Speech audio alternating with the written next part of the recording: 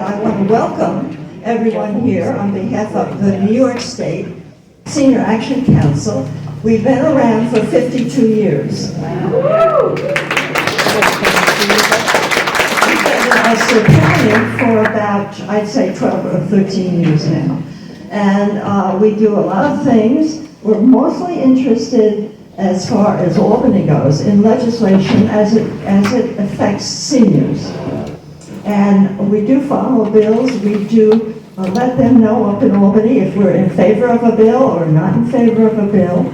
We're also very concerned about Social Security, Medicare, Medicaid, patients' rights, long-term health care, and keeping services to seniors in place and perhaps increasing, if that would be possible. So if you're interested in joining, we have a statewide table in the back. You can't miss it. This is our banner, and Mary Ann is waving. We meet once a month. We meet thanks to the Institute for Family Health. They let us use their community room for free, so we really appreciate that. And we'd love to have you join. And if you are interested, Mary Ann is back there and Helen too, and they will help you give you some information. So that's my pitch for statewide. I would like to talk now about Greg Olson, who's the director of the New York State Office for Aging. And Greg is a wonderful speaker, by the way.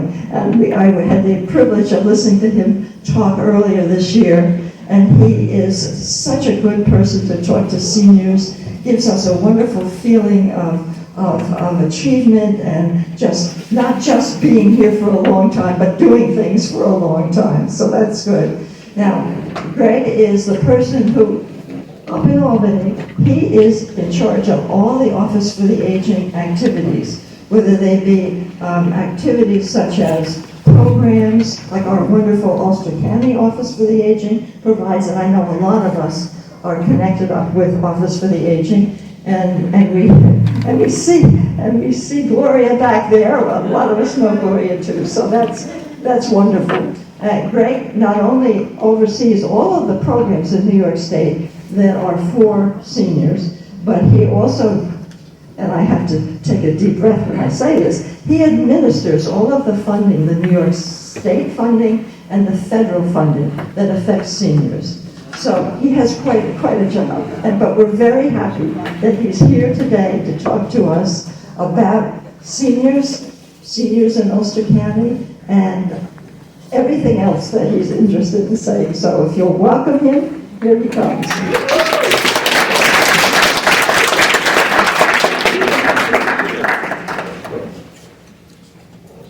Thank you so much, Martha. Good morning, everybody. How are you? Good morning. Before I say one more word, I'm going to ask Sue if she can come up and just introduce herself, because I'm so fortunate. I have the best job in New York State, not only representing the 4.84 million older adults, many of the families like myself caring for somebody else, but I get to work with amazing people like Sue and Gloria in the back that literally are this huge network. We have 59 county offices for the aging. We work with 1,242 community-based organizations like StateWide. I'm going to blow your mind on StateWide in a second. But I would love for her just to introduce herself if you don't know her. And while we're doing that, I'm going to pass around some reference material. I basically have my slide deck for you to take home. Because as you can already tell, and I've only had one cup of coffee, I talk fast. I'm not going to be able to get through anything, but there'll be things that you can reference when you get back. So please welcome Ulster County Office for Aging Director, Sue.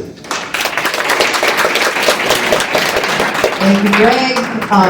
Just so you know, because we do have a mutual admiration society here, Greg is wonderful to work for at the state level. The Office for Aging, like we were talking earlier, we fly under the radar because we do things well. Our network is very well connected with each other. And Greg, you can write to him. Let's do it. Let's think about it. Here's data. He's got a lot of data for you to talk about today. He's probably handing stuff out now. Yeah. And if you need our services or resources or information, Gloria knows all and tells all. She's in the back right there. And she and Sandy, our 2 full-time New York Connect staff, will be happy to help you. And please sign up for our newsletter back there. And I have a wonderful conference. Thank you, Martha, and all of her folks for doing this. Statewide is a really important thing for you all to have a voice in your own government. So please use that voice wisely. Thank you, Greg. Thank you, Sue. All right. We weren't sure if we are going to have a PowerPoint today, so I made copies for you. It's actually going to work out well. So just bear with me. I don't have to go through it. You can as you want, but try not to get ahead of me for a second. I talked about statewide. So how many of you are members of Statewide Senior Action? Okay, for those of you that aren't, this is an amazing organization. It was founded in 1972 with War on Poverty money. Now I know what you're thinking. I looked it up last night. You'd be wrong. I worked for Statewide for 6 years. And I would not be where I am today, and I've been leading this agency for 18 years without my experience at Statewide, because that's where I first worked when I was out of college after I got my master's degree. So please join. They do great work. How many of you heard of the Elderly Pharmaceutical Insurance Coverage Program, EPIC? That was us in Statewide. How many of you heard about your rights as a hospital patient? And everybody gets a guide so that you can appeal unsafe discharges in the hospital. That was us in Statewide. There's so many more accomplishments. So Martha's spot on. Your voice and your action really matter. I worked in the legislature for a bunch of years. I've worked in state government, and I've worked in a lot of organizations like yours. And if you're not part of democracy, we can't complain about what's happening out there. So, what I was asked to talk about today is a little bit different. I met Martha at Older New Yorkers Day. And that's an event that we have every year where we ask the counties to nominate older adults to receive an award based on their civic contributions. Now, I wish we could do this with every older adult that gives of their time, but we can't, because there's a million of you and me out there providing 500 million hours of service at an economic value of $13.8 billion. That's just your volunteerism in the state of New York. And so Martha came up, I met her, I was very pleased to get the invitation today. So I'm going to talk a little bit about the value of the older population. Here's the reason. Because what Sue and Gloria and all the staff do, not only here in Ulster but elsewhere, is to assist. I hope you guys never need the services we provide, but if you do, your first phone call for yourself, a family member, a friend, is to the Office for Aging, who can help you. Our goal is simple, is to help older adults stay as independent as possible for as long as possible, and then to assist people like me. I am a caregiver for my mother and a caregiver for my father, be able to, again, help them maintain their independence. How many of you can't wait to go to a nursing home? Nobody? Here's an interesting stat. AARP does a study every year, and they find that 9 out of 10 older adults want to stay in their home and community. Not surprised. Who's the one that doesn't? It's not a trick question. I want to know. So if any of you are that one, let me know. It's no different than Trident. Only 4 out of 5 dentists say that you should chew Trident. Who's that one dentist that doesn't? I spend a lot of time aggregating the value of you. Now this again is not a trick question. How many of you were in your 20s once? Maybe twice. You were? I beg to differ. When you were in your 20s, what did you think old was? 90% tell me the same thing. I've been asking the question. I've been doing this work for 33 years. 50. I didn't make it up. You didn't make it up, right? We live in an age of society that has told us for hundreds of years that older adults are takers, they're expensive, they're frail, and they don't give back. That is a bunch of BS. And what that does is creates a non-value. We as a society don't value people in my age group, 50 to 60, and don't value people 60 and over. So what I do is I spend a lot of time on my regular job, but I spend a lot of time on combating ageism and providing facts about your value and what you bring to your family, to your community. Because when we create a value proposition, then we invest in the types of things that we do for a living, that if and when you may need something, you can get it. And again, I hope that you don't, but that's what we're here for. There are 110,000 licensed nursing home beds in the state of New York. And they're going through some issues, and I'm not here to bash nursing homes. There are 4.84 million people over the age of 60. That math does not work. We all want to stay in our homes and communities of choice, and I don't have to say why. And that's what we do for a living. So, let's start with some birthday wishes to your best friends and mine. Happy 90th Social Security. Happy 60th birthday, Medicare, Medicaid. Happy 60th birthday, Older Americans Act. And the Older Americans Act is what set up my office and the county offices for the aging. Happy birthday to the Voting Rights Act, 60. I mentioned the AAAs, most of them, the offices for the aging, are 50 this year. Our conference is 30 years this year, and then the Americans with Disability Act. Do you know what today is, October 1st, 2025? First day of a government shutdown. Okay? Not funny, right? All politics, doesn't need to happen. These programs right here are what's called non-essential.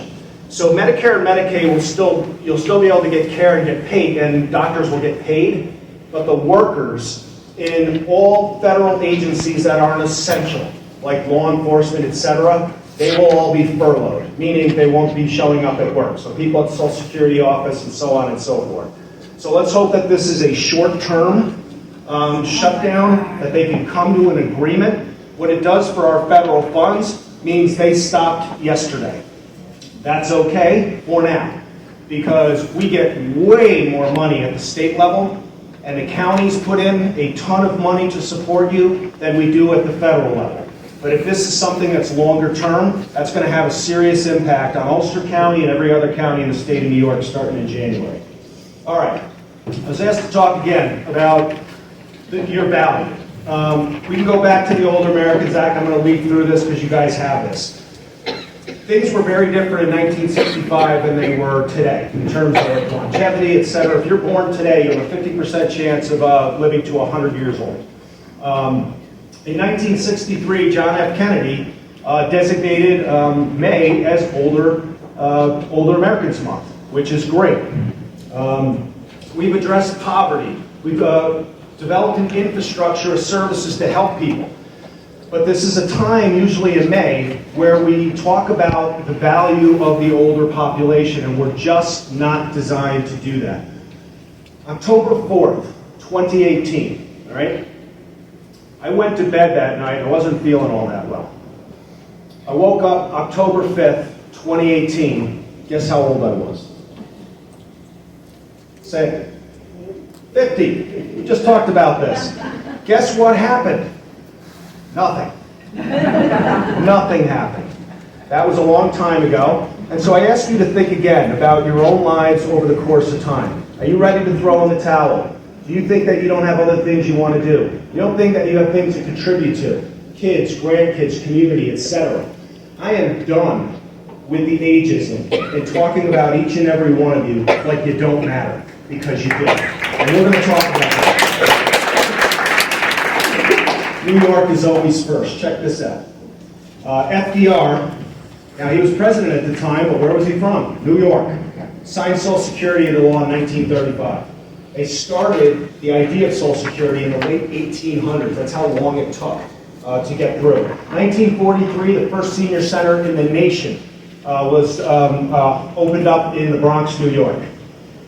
In 1947, the legislature, understanding the unique needs of retirees, created a task force. 1954, Governor Dewey, 1954, designated May as Older Senior Citizens Month. John F. Kennedy didn't do it until 1963. We're way ahead of the curve here in New York. 1955, Governor Harriman had a conference on, I even love the language, the problems of aging, right? And see how much language has changed over the course of time. 1962, legislation was introduced to establish a permanent commission on aging. Our office was designated long before the Older Americans Act, and you have the history there. And I told everybody that I would stick to my time, but I have trouble doing that. So if I am over time, you just come and tackle me. All right. So the Older Americans Act is, again, is what sets up the infrastructure. But why? This is what I've been doing for the last 14 years. Okay. We include the 50-plus population in the older demographic because, as I said, I am 57, or I'll be 57 at the end of the week. I'm caring for two of my parents. There are 4.1 million people providing uncompensated care to somebody else, and then the population that I oversee is 60 and over. So we go 50 and over. You guys are 36%. When I say you guys, I'm saying the collective us. 36% of the population. Your GDP, what GDP means is the goods and services we produce. Lots of folks who are older are still working, etc., is 43% of the state, $719 billion a year. Your spending, my spending, supports 6 million jobs in the state of New York. Working $482 billion in wages and salary. Your taxes, local and state, are 40% of the state tax base, $72 billion a year. I'm going to get to the point in a second, but let's keep going. 80% of New York State's retirement system, pensions, stay in New York, $10.6 billion. Non-New York State pensions staying in New York, $30.5 billion. Social Security pumps $70 billion into the economy every year. I already talked about the volunteerism and how important that is to not-for-profits to get services done, not just in the aging network, but across all not-profits. Home ownership. Why would we care about that? I'm going to take New York City out of this. The 64 goes up to 73% of older adults own their own homes. Many have no mortgages whatsoever. Why does that matter? We're in a home rule state. Your local property taxes pay for schools, they pay for Medicaid, you pay sales taxes, and you're spending, you're supporting local businesses. And then I talked about caregivers. We don't talk about older adults this way. And so what it means is you wouldn't have a local, a regional, a state, or a national economy without you. Now let's go one step further. 80% of older adults over the age of 60 consider themselves healthy, well, and active. And we want to keep those contributions in the state of New York, which is what we do, right? We do have people that leave New York to go elsewhere. And you think it's going to be a warm weather climate. Well, Florida is the number one, but you'd be shocked who rounds out the top 5 of where people leave New York to go to. Connecticut, New Jersey, and Pennsylvania. Not Arizona, South Carolina, North Carolina, Texas, but the states that border New York. So we're always trying to talk about the value proposition here. Let's look at your county specifically. This is not unique at all. In every single county, virtually the only population growth is the 60 plus. Now, if you approach aging from a deficits perspective, like we started the conversation, that's when you get these buzzwords like silver tsunami. You ever heard that? I can't stand that. Because what good has a tsunami ever done? Death and destruction. I would prefer to look at this as how can we continue to tap the amazing contributions that older adults make, whether it be, again, volunteerism, whether it be providing services early to keep you out of the hospital, etc. Food as medicine, whatever it is that we're talking about, going back to work, which many people want to do. That's what we're trying to do. And by investing in my office and then me being able to send money down here, does exactly that. So let's look at your home ownership. 77% own their own home, 60% have no mortgage. So I'm working with my mom right now to use her home equity to stay in her home because she can't afford to do it because her live-in partner, and they're both low income, died of a massive heart attack a week ago. So I just got back from 10 days in Florida to help my mom get all her affairs in order, but she's got $170,000 in home equity. We're going to tap that. All of the household income generated in this county, 72%. People over the age of 45, that's $4.9 billion a year. Your volunteers, 11,720 volunteers, providing 6.2 million hours of service at a value of $174 million a year if you pay for it.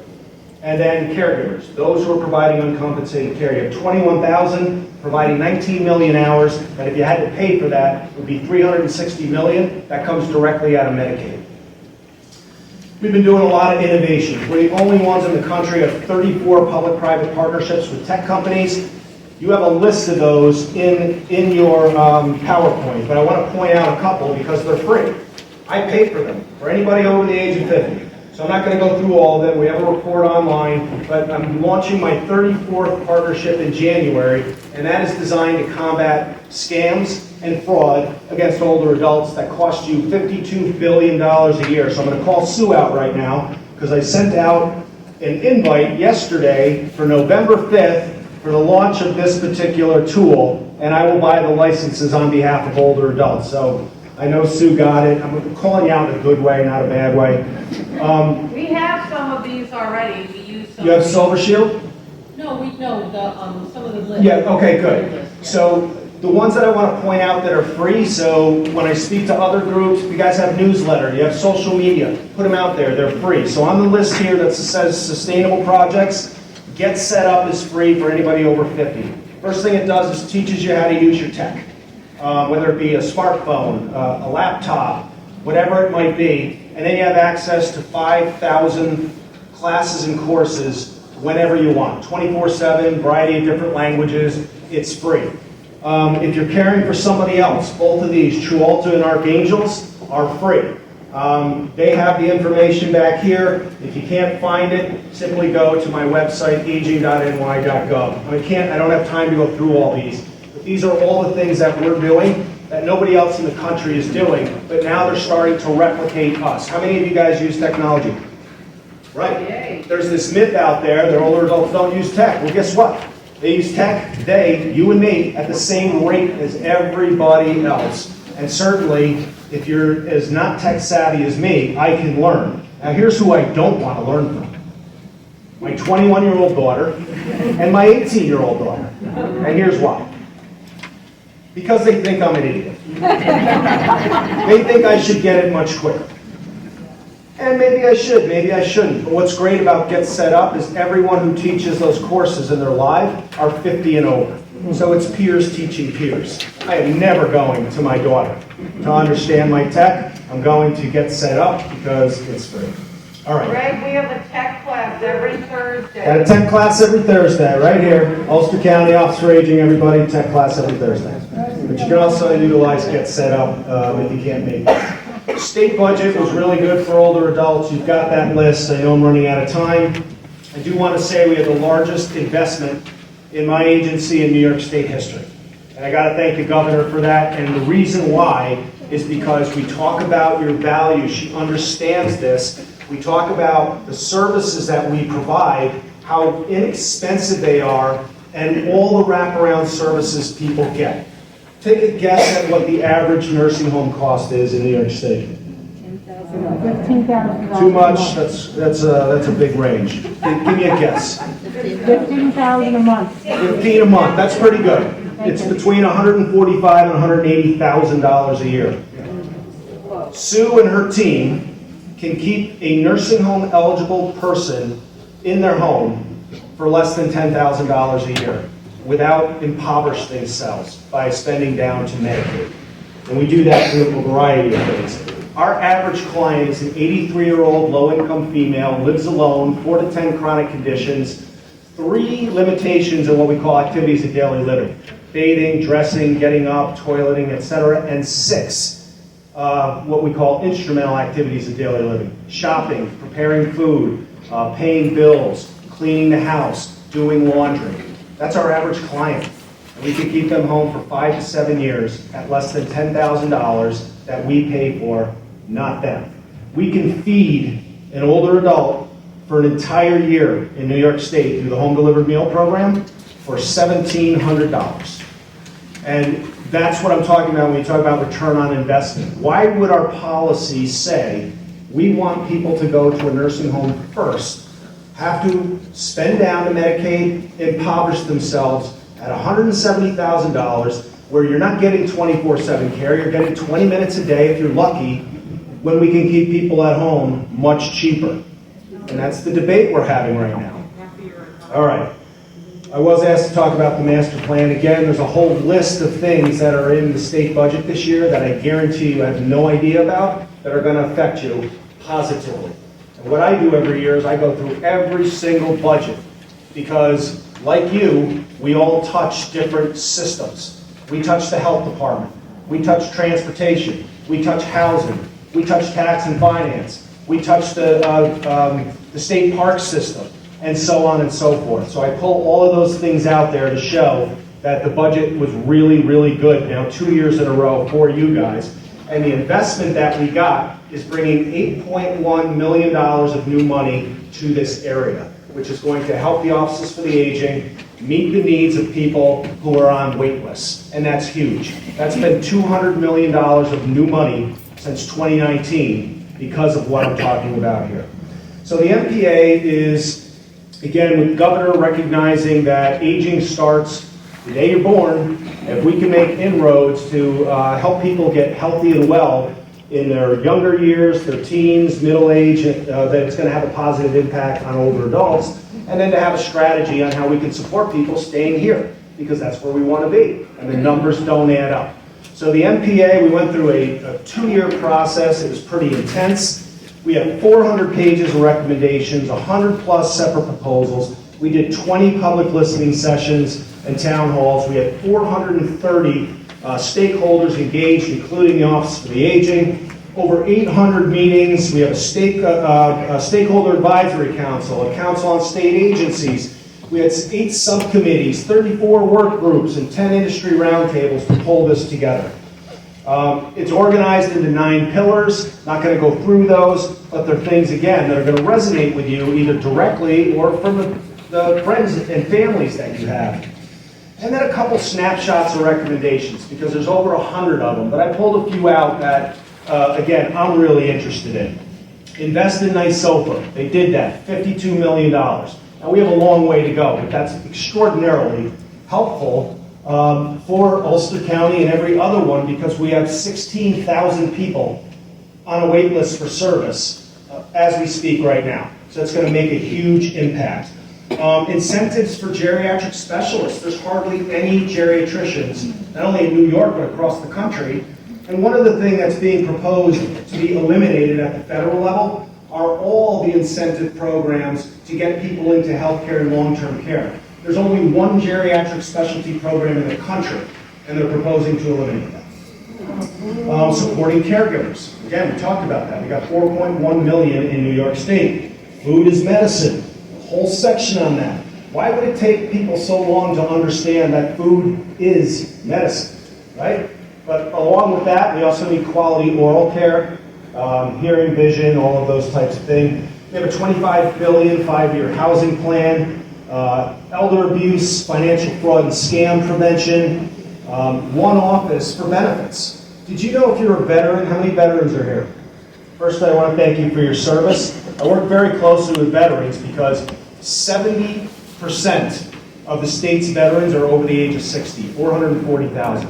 We have 35,000 veterans on our caseload, but veterans are eligible for over 110 federal, state, and local benefits, and a lot of them don't know what those things are. They can help them in a variety of ways. So how about a one-stop shop, whether you're a veteran or not, to understand all the things that our taxpayer dollars have paid for? And let's not villainize them. There's things like SNAP and HEAP where a lot of people won't take these programs because they think that they're welfare. So I'm going to challenge you for a second. The average SNAP benefit before September 1 for an older New Yorker was about $2,600 per year. The HEAP benefit's $1,000 a year. The Medicare Savings Program is about $7,000 a year. So just those 3 programs can put $11,000 back in your pocket if you're eligible. A lot of people don't take them for a variety of reasons. So I'm going to ask you, for you homeowners, how many of you have the STAR property tax exemption? Of course you do. How many of you use TAP and Pell to send your kids to college? Some of you. How many of you owned a business and used the tax code to limit your liability as much as you could? The veterans love it. The reason I point that out is there's no difference between the two, except that some of those benefits are for lower income people, and this country has vilified those things, and the others are for middle-aged. I absolutely use Tap and Pell. I absolutely get a STAR grant. But as I'm working with my mom, who makes $1,800 a month, getting her on these other programs, because they're designed, again, we're paying for them, or did pay for them, for that time in retirement where your income might go down. Strengthening hospice and palliative care, expanding dementia training and out services for Alzheimer's disease. These are just a few of them. Better promoting Medicare annual wellness visits. StateWide does a great job. Increasing vaccination rates, increased access to technology, combating ageism. These are all a snapshot of the 100+ proposals that are in the MPA. So what's next for the MPA? We delivered that. I was co-chair with the commissioner of the Department of Health. Our job was to facilitate the process, develop the recommendations. We didn't develop them, you guys did. The state did. We didn't edit them, we didn't byline them. We didn't cut things out that we didn't like or question. That wasn't the job. The job was to talk to people around the state on things that matter to them. And that's what we did. Delivered that to the governor, governor put that out. Now the next steps are there things in there that we can do administratively? The answer is yes. So, let's see, 1, 2, 3, 4. Create an Office of Older Worker. Well, we did that with the Department of Labor. It's already there. Department of Labor houses it. We consulted, and now we're working with 100 local one-stops to help older adults get jobs if they want them. Other things that we're looking at that we can do administratively. Then there's going to be things that are going to cost money. That will go through the budget process this year and then the years to come. Then there's going to be things that need change in law or regulatory change and so on. So this is the time now where people are going to be looking at it, making their priorities. The legislature will be involved, the governor will be involved, and the goal is to have a 10-year roadmap, short-term, middle-term, long-term, with the entire goal of making the state and your lives more affordable and more livable. And really that's, again, what we at this office have been trying to do for as long as I've been around, and have been doing this work, as I said from the beginning, for 33 years. So I so much appreciate you guys being here for the invitation. I love StateWide. Like I said, I started my career there, and it's great to kind of circle back at this stage in my career. But if you're not active, your voice really does make a difference. You may think it doesn't, but it does. There are many proposed changes at the federal level that, due to our advocacy and our partners' advocacy, the U.S. Senate said no to all of them and reinstated. So they wanted to eliminate adult protective services statewide. They wanted to reduce significantly lots of different programs, eliminate the HEAP program, for example. All of those types of things, there's a laundry list, I won't bore you with those today, but the advocacy worked because the Senate restored all of them. And this is a time, as the population continues to get older, we're going to see, because of the bill that was passed that cuts Medicaid by $1 trillion, you're going to see hospitals close. You're going to see less emergency medical personnel. You're going to see less nurses, less doctors, and so on and so forth. So the services in the community that we and others provide in partnership together are going to be that much more important. So thank you so much for being here. I appreciate you.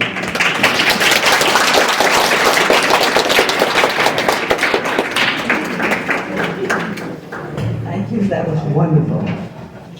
And we are a little bit off schedule, so Linda Schwab Edmonton is going to come up and introduce our next speaker. Linda is also the person who's arranged the food. She didn't cook it. Welcome everybody, I'm so happy you're all here. And some of you, it's a new time for statewide, some of you attorneys. But we welcome you to be here today. We try to do this every year, once a year. We do a symposium and we bring people in that would be helpful to seniors. Still seniors? Can't hear you. I can't get much louder. Okay, I'll try that. How's that? Better? Better, okay. So today, I want to introduce you to a wonderful woman. Somewhere around 2016, someone told me about a nutrition program over at Northern Dutchess Hospital, and I thought that was the other end of the world. So I thought, well, I'm just going to go and take a look at that program. And at that time, I was about 165 pounds. And I was struggling with my weight, with my arthritis, with several medical conditions. And I went and met this program that is funded, I don't know where Rufia gets her money, but she gets some federal money to run a program for seniors or anyone that has a medical condition that needs help. So whether you have arthritis or heart attack or high cholesterol, whatever the condition is, she's there to give you some kind of medicine advice. And as Greg said, food is medicine, and Rufia, of course, will reiterate that many times over.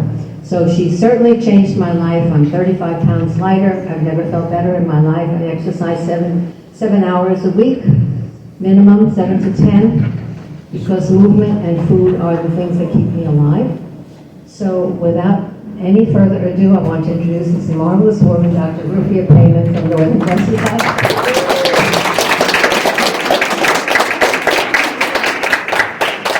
Thank you so much for inviting me to be here. How am I going to follow Greg? I told Robin, is our community relation officer at Northern Dutchess Hospital, sweet enough to be here. I told Robin, how am I going to follow him? He was amazing, wasn't he? So thank you all for inviting me. Beautiful day, beautiful scenery.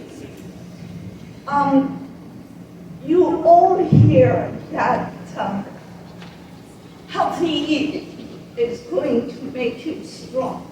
Unfortunately, because of social media, there are so many different ideas how to be healthy, right? So I always say in my classes, life is hard. Why should I make healthy eating hard, right? It shouldn't be so hard. My passion in life is to make you believe, truly believe, food is your medicine. I want you all to think of your kitchens as your pharmacy, as Greg said. We want you all, including myself, all, to have quality of life, right? You want to feel good. You want to wake up in the morning, have less aches and pains. You want to have energy. You want to feel good emotionally, right? So believe it or not, food is number one. I always say there are three things that controls your life. How you fuel your body, how much you move, and your faith, how strong you are, right? So I always joke with my patients that I don't care what you believe. I believe you want to go to temple, you want to go to church, you want to go sit under a tree, but being grateful is really important, right? Having a positive attitude towards clean food, healthy food is really important. I apologize for saying this, if you wake up in the morning and say, oh my God, do I have to go for a walk? Oh my God, do I have to eat the oatmeal again? Or I have to have poached egg with sourdough bread or whole grain bread? You're going to feel like really bad. But if you wake up and say, I'm so fortunate that I have access to healthy food that's going to give me lots of energy, that's going to make me hurt less, then you will have a positive attitude towards healthy food. You all know, I don't want to insult you, you all know if you start your day, sorry Robin, with pastry, it's not a good idea. Well, today's an exception. You all know that if you have a hot dog for lunch, it's not a good thing. or if you have McDonald's or any kind of fast food every day or 3 times a week or 4 times a week, it's not a good thing. The goal is to you age beautifully, gracefully, right? I always say we have to respect our age. You cannot eat the way you used to eat when you were 20, 30, 40, 50, right, or 60. So you really have to make changes. It is really important that you don't skip meals, right? That's really important. It is important you start your day, the exception of today, you start your day with protein, right? Everybody thinks bacon has protein. Sorry to say, bacon is pure fat, right? And you could be vegan and have protein. Natural peanut butter, natural almond butter. Those of you who say being crazy, I don't want those things. Cottage cheese, low fat, of course, we have to respect our arteries. 2%, 4%. Yogurt. Egg, I always tell people, pour eggs. Eggs got such a bad rap, you know. Egg is bad, it causes heart attack, it causes stroke. If you eat eggs, we are blessed to live in this beautiful area that we have the access to eggs from happy chickens, right? Seriously. If you have egg, you are welcome to have 7 yolks a week. Egg is easy. I know as we get older, cooking is hard. I completely understand. But you could buy a dozen eggs, hard boil it, grab it, and have it with a slice of whole grain bread. Again, we are so blessed to live in Hudson Valley. We have wonderful farms, farm markets. We have Adams. We have grocery stores that carry, you know, local food, local produce. So it's really important. Protein is, protein is really important in the morning. And I tell you, you can have hummus in the morning. Why not? Start your day with hummus. You can have sardine, omega-3 fatty acid, right? Which we all need for brain health, and it's for our joint health. You can have sardine for breakfast. Why not? In olive oil. So protein in them, or nuts, walnuts. Walnuts have omega-3, right? And it's good for brain health. It's good for heart health. Remember, when I'm old enough, which I'm ashamed to admit, when I was young, we used to tell people, oh, nuts have fat. But now we know the whole thing, that food guide pyramid was really bad, right? So it's all about your plate. Your plate, your plate, your plate. I'm sure you heard about that. That how half of your plate should be vegetables, right? In the morning, who's going to have vegetables? But if you make an omelet, you can add tomato full of vitamin C, potassium, lycopene, which protects you against cancer. If you say to me, but I don't like vegetables in the morning, honestly, it's really a good thing. If you start having vegetables added to your egg, or make roasted vegetable, the leftover you could add it to your egg, right? Then you get your vegetable in the morning. You must have lunch. Don't skip lunch, because what we see in seniors, that they develop protein malnutrition. They eat a bowl of pasta for lunch, or they have a cup of cereal for lunch, right? Lack of protein. As we age, we lose muscle.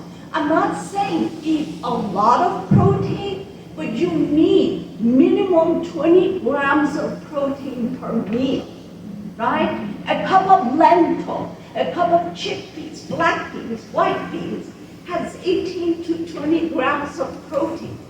By all means, buy canned beans if you want, which is easier for you. And make sure you rinse it 3, 4, 5 times so you get rid of salt. Adding that to a cup of brown rice makes a complete meal for you. And some frozen, you provide frozen vegetables, simply frozen, not with sauces, and put it in microwave. That makes a complete lunch, right? I always tell people when the kids, 50, 60 years ago, the lunch was just peanut butter sandwich, our youth was healthier. In place of offering the kids all these additives, crazy food, you could have natural peanut butter sandwich.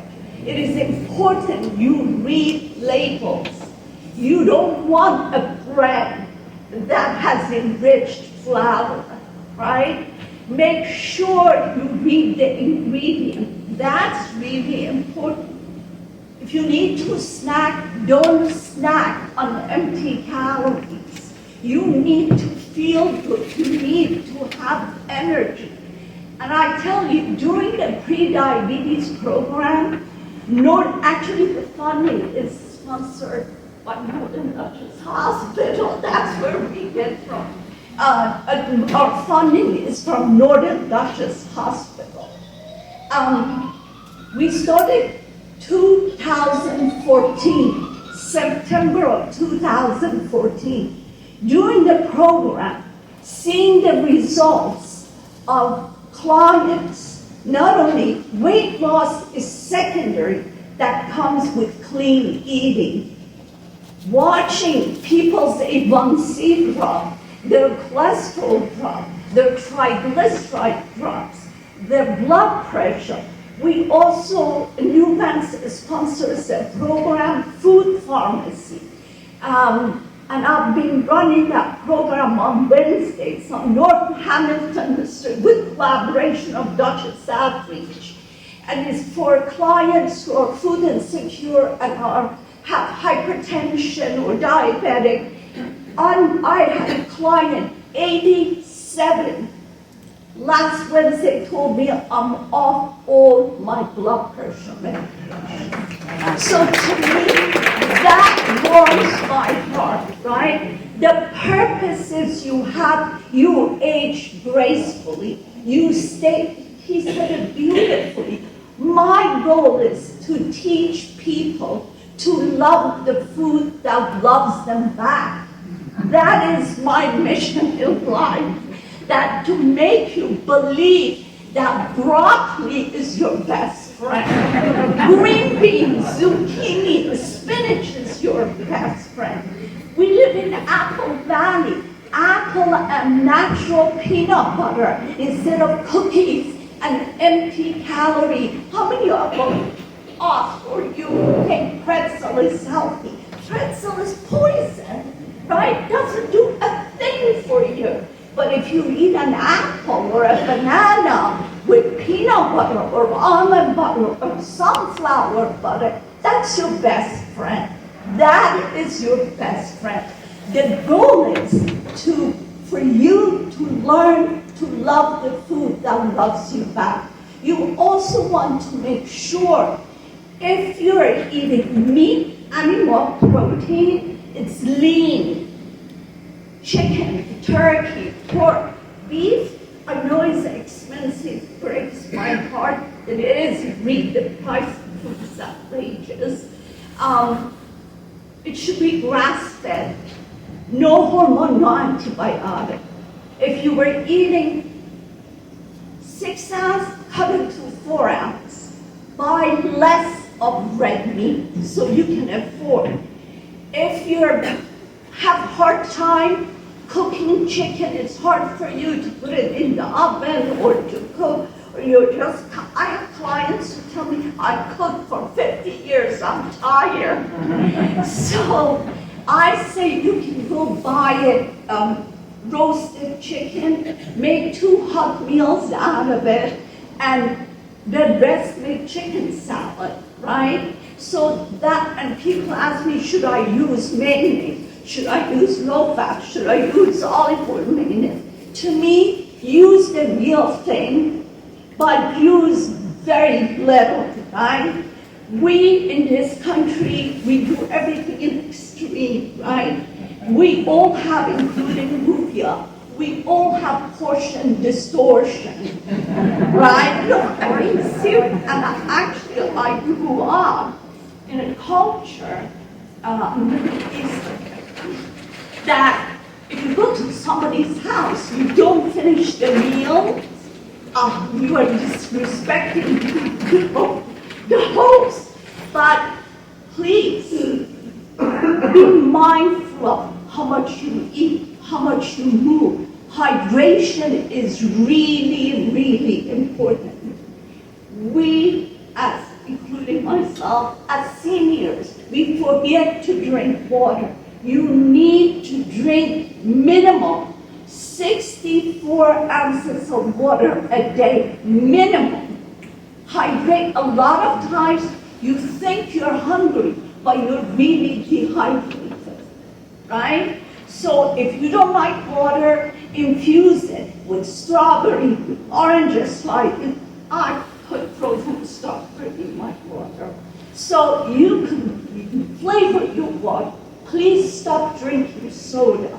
Caffeine is really important. If you suffer from high blood pressure, if you have atrial fibrillation, right? That dehydration and too much caffeine could actually promote atrial fibrillation. Dehydration alone. And also alcohol. Practice moderation. 2 drinks, if it was up to me, no drinks, but 2 drinks maximum per week.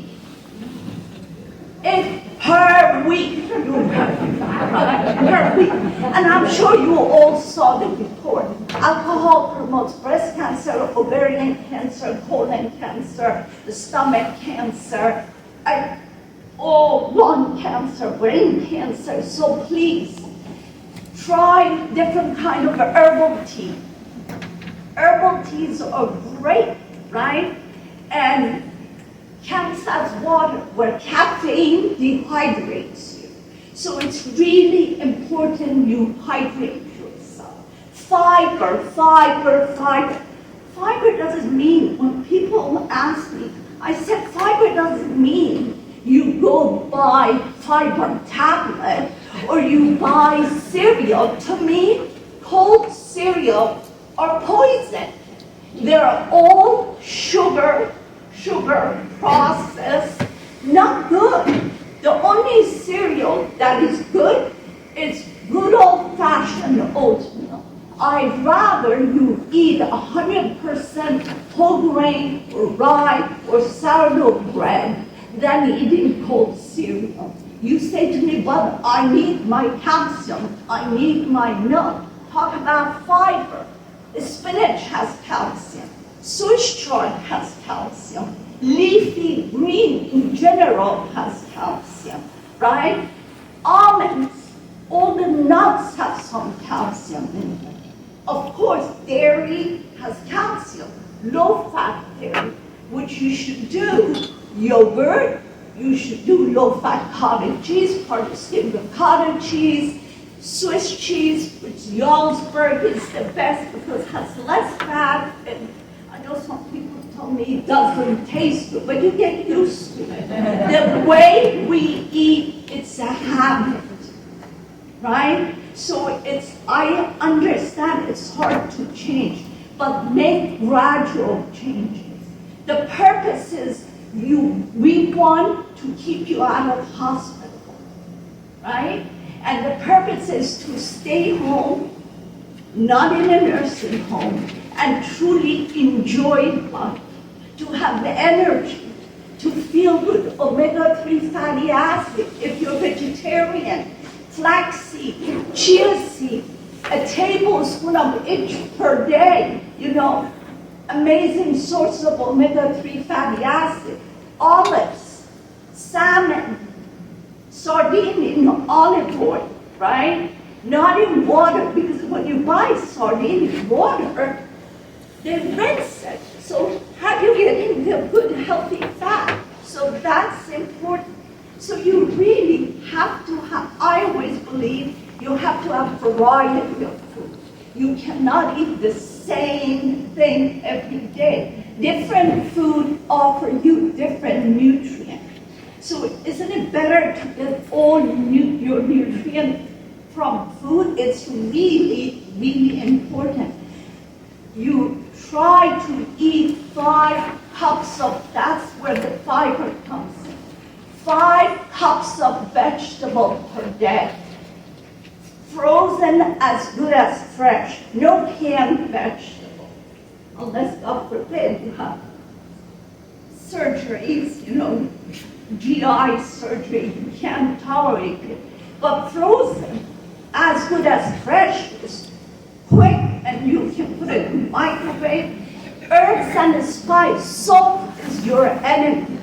Salt is your enemy. You know how many patients a week I see that they didn't even know they have stage 3 renal disease, stage 2 kidney disease? Salt, salt, salt. Replace salt with lemon juice, with lime juice, with basil, oregano, rosemary. Basil is an antidepressant. Oregano is antiviral. Use garlic, use ginger, parsley, cilantro. All of those things are the best thing for you. Celery. Celery actually lowers blood pressure. Celery helps with arthritis. Celery seeds, if you have diverticulosis, don't use the seeds. Make sure you grind it. Use celery seed powder. Add it to your vegetable. Cumin, if you have irritable bowel, if you say that vegetables gives you gas, cumin gets rid of gas. Ginger tea after each meal helps with digestion. These are all natural remedies that works, truly works. It's just learning to love the food that loves you back. And you can't make all change. If you're eating a bagel every single day, Rufio comes along and says to you, bagel is poison. Did you know sunrise bagel weighs 9 a slice of bread? And so are you crazy? I want to enjoy life. Moderation. Then once a week, or if you want Danish or dessert, once a week.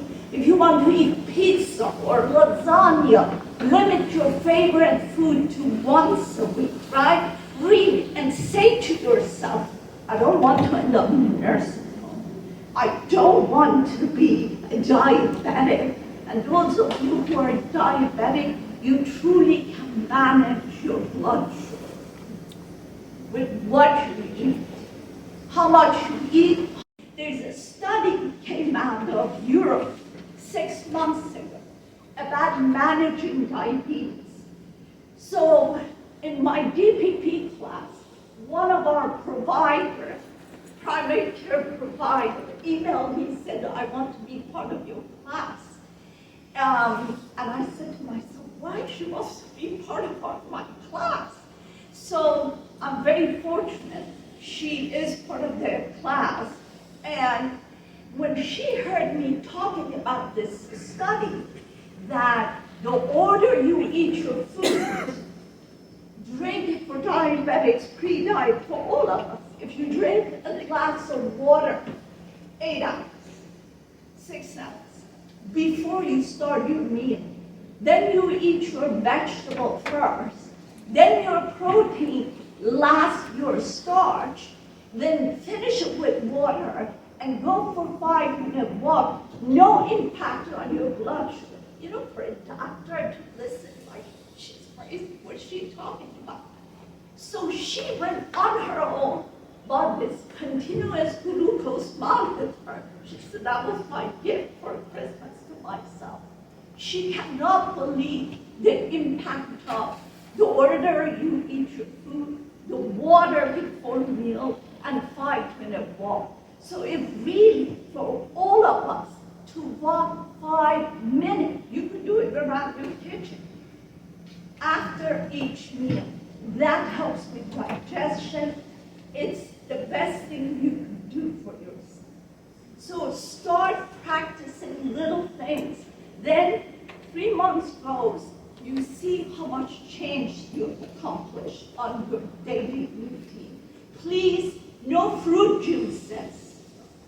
No fruit juices. Try not to eat white, even though I love basmati white rice. But the impact of blood sugar is huge. Try to eat brown rice. If you do pasta, try Barilla Plus. It's really good tasting. So try the whole grain pasta. Sweet potato. We are fortunate. We have sweet potato. Sweet potato and a butternut squash, acorn squash, full of nutrient. Make them your starch. And remember, corn and peas are not vegetables, they're starches. So that's important. You say when you look at your plate, half of your plate should be vegetables. You all should eat 3 servings of fruit per day. Fruit is good for you, has all the vitamins, antioxidant, but also it's important when you eat your fruit. If you have prediabetes, if you have diabetes, if you're a carb addict, the first fruit you should eat is strawberry, blueberry, raspberry, blackberry, first during the morning breakfast. Half a cup to a cup of berries. Save the banana and apple for mid-afternoon snack with some protein. Every time you eat fruit, you should have some protein. Nuts, seeds, peanut butter, almond butter, hummus with celery, or cottage cheese or yogurt. So that really helps curb your appetite. My advice to you all is stop eating 2 hours before you go to bed. You don't want issues with digestion, God forbid, blood sugar, blood elevation, and blood pressure. Move more and eat mindfully. Thank you again for inviting me. I will, if you have any questions, don't be shy, ask me questions.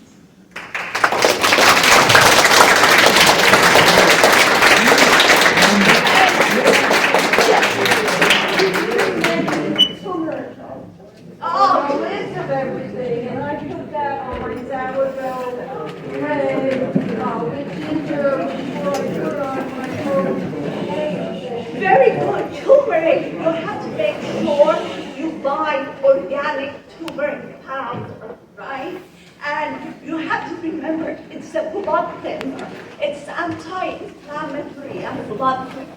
So if you're on Eliquis, if you're on Plavix, or you're on Coumadin or Alto, do not use more than a tablespoon a day. It's fantastic. Turmeric is good with everything. It's anti-inflammatory. Cinnamon helps lower blood sugar, helps with digestion. Even using your coffee, yogurt, cottage cheese, everything. I switched to Ceylon cinnamon. Very good. Cinnamon, Ceylon. Very good. Top of your list. Yes. Yes. Thank you for teaching us about good health. But there's one natural food you have not talked about, and I'm just wondering if you comment on honey. Honey.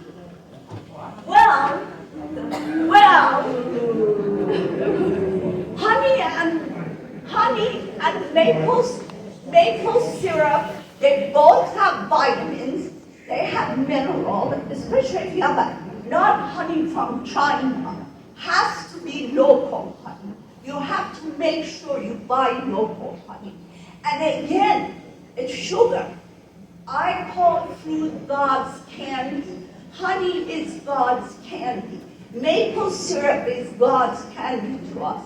But you use very sparingly. If you're diabetic, no honey, no maple syrup, no sugar of any form. But if you don't have diabetes or pre-diabetes, you're welcome to use a tablespoon. Very good, very darn sure. Yes. I heard her say something about cinnamon, that you said it's very good for blood sugar. Yes. Is there a particular type of cinnamon? Organic cinnamon powder. Okay, does it matter where it comes from? Well, if it's from, Ceylon, if it's from India, if it's from different, from East, it's better quality.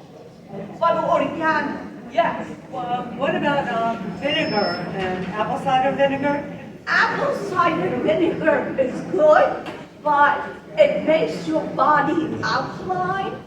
But, some people say I have patients, when they take apple cider vinegar, their GERD, their acid reflux acts up. But if you have no issue with But GERD, does it help with diabetes or pre-diabetes? honestly, my husband is diabetic for 30 years. So you want me to be honest? Nothing helps like moving, eating more vegetable, and eating plant-based. Plant-based.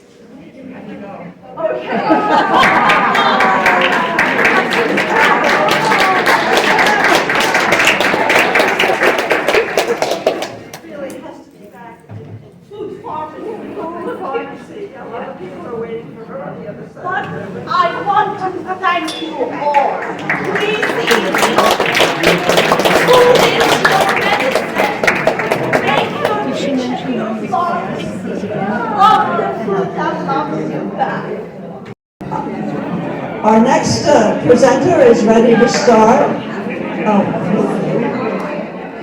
Okay. Our next presenter is Ivy Cadence. She's also a statewide member, and she's going to talk about an experience that some of us have, and we want to share it with you.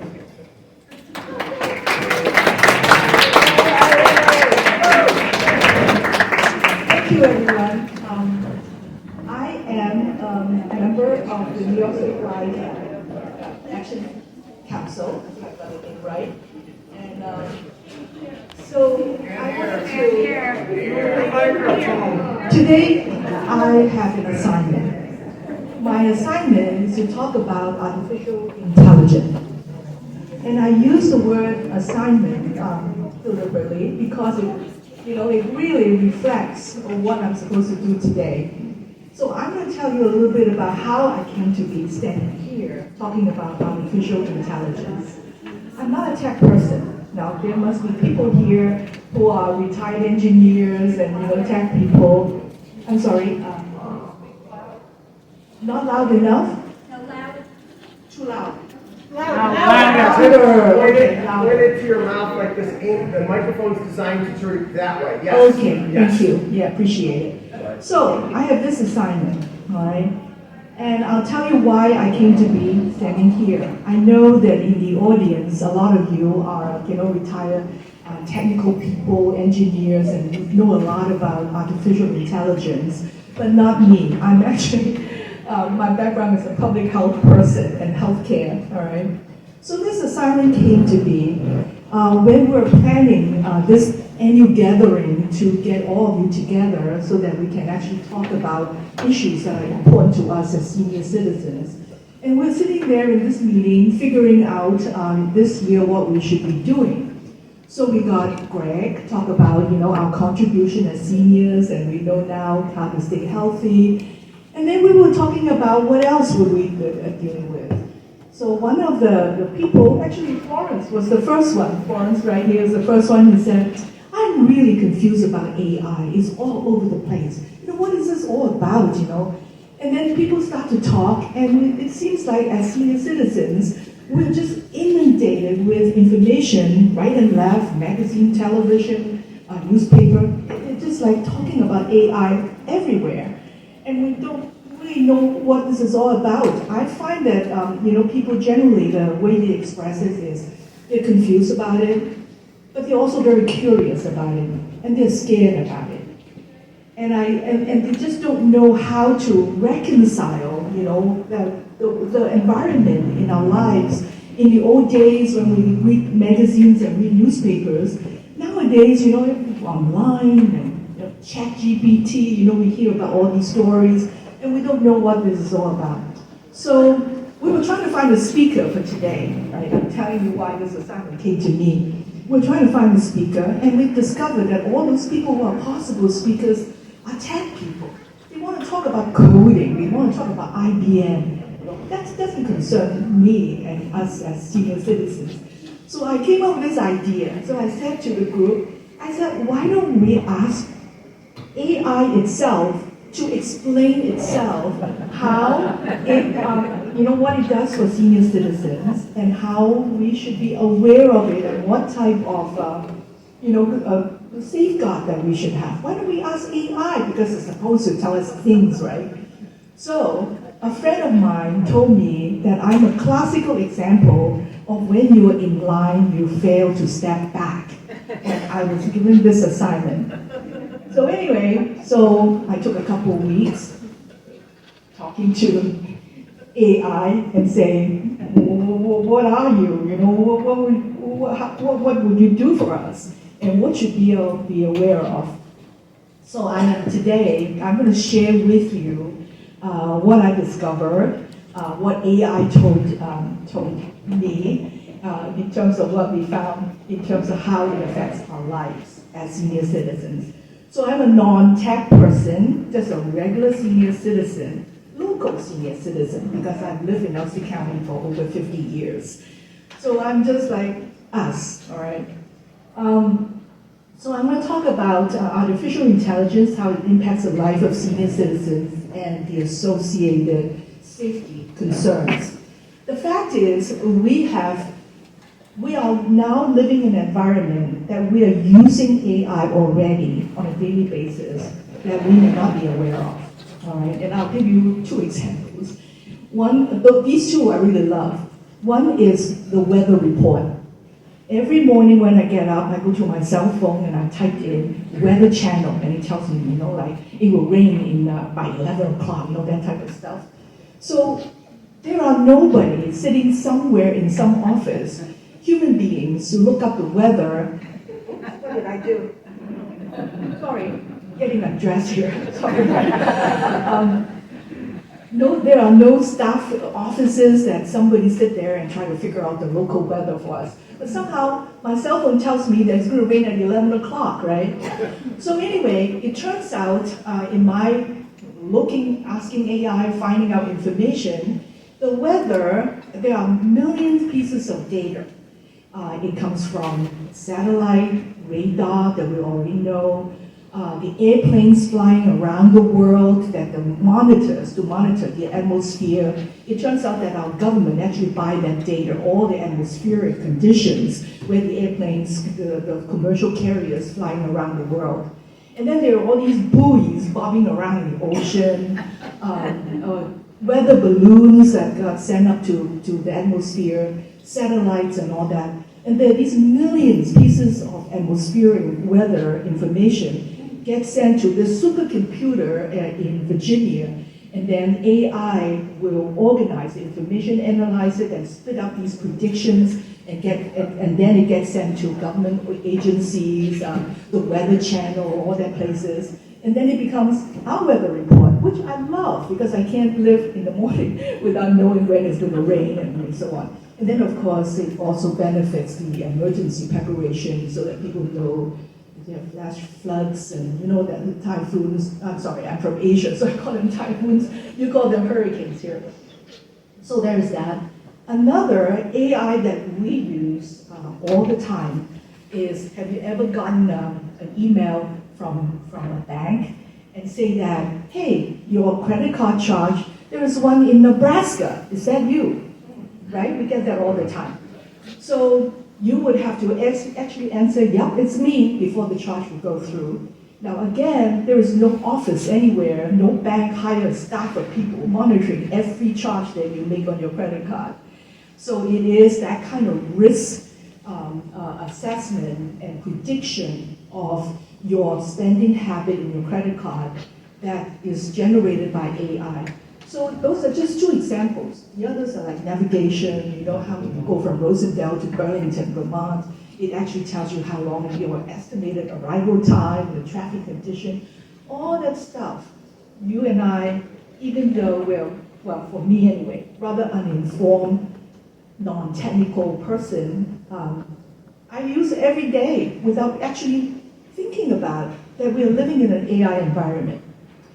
So today, my goal is not to say that AI is great and we're going to, you know, that we are in love with it and we're going to use it and how wonderful it is for senior citizens. I'm not going to talk about that per se.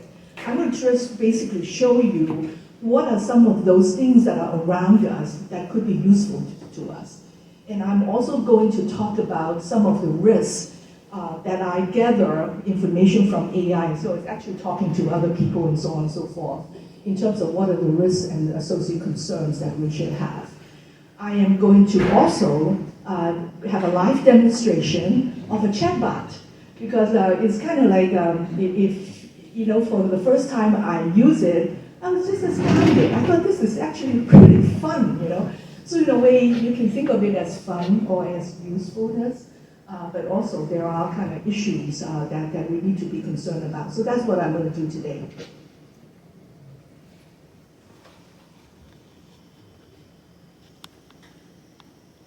Well, if I could. Okay, here we are. So just a definition of what is artificial intelligence. This is from IBM. It is really a technology that enables machines and computers and so on to simulate work that requires human intelligence. It can basically recognize language, it can recognize text, it can analyze, and it can predict, and it can make decisions. IBM used the word autonomy, so in a way it's kind of independent of human intervention. It can actually make decisions in terms of what needs to be done, all right? We are not at the stage right now that there are any computers that actually are smarter than human beings, all right? We're not there yet. Now, the technology people will say that it's gonna come.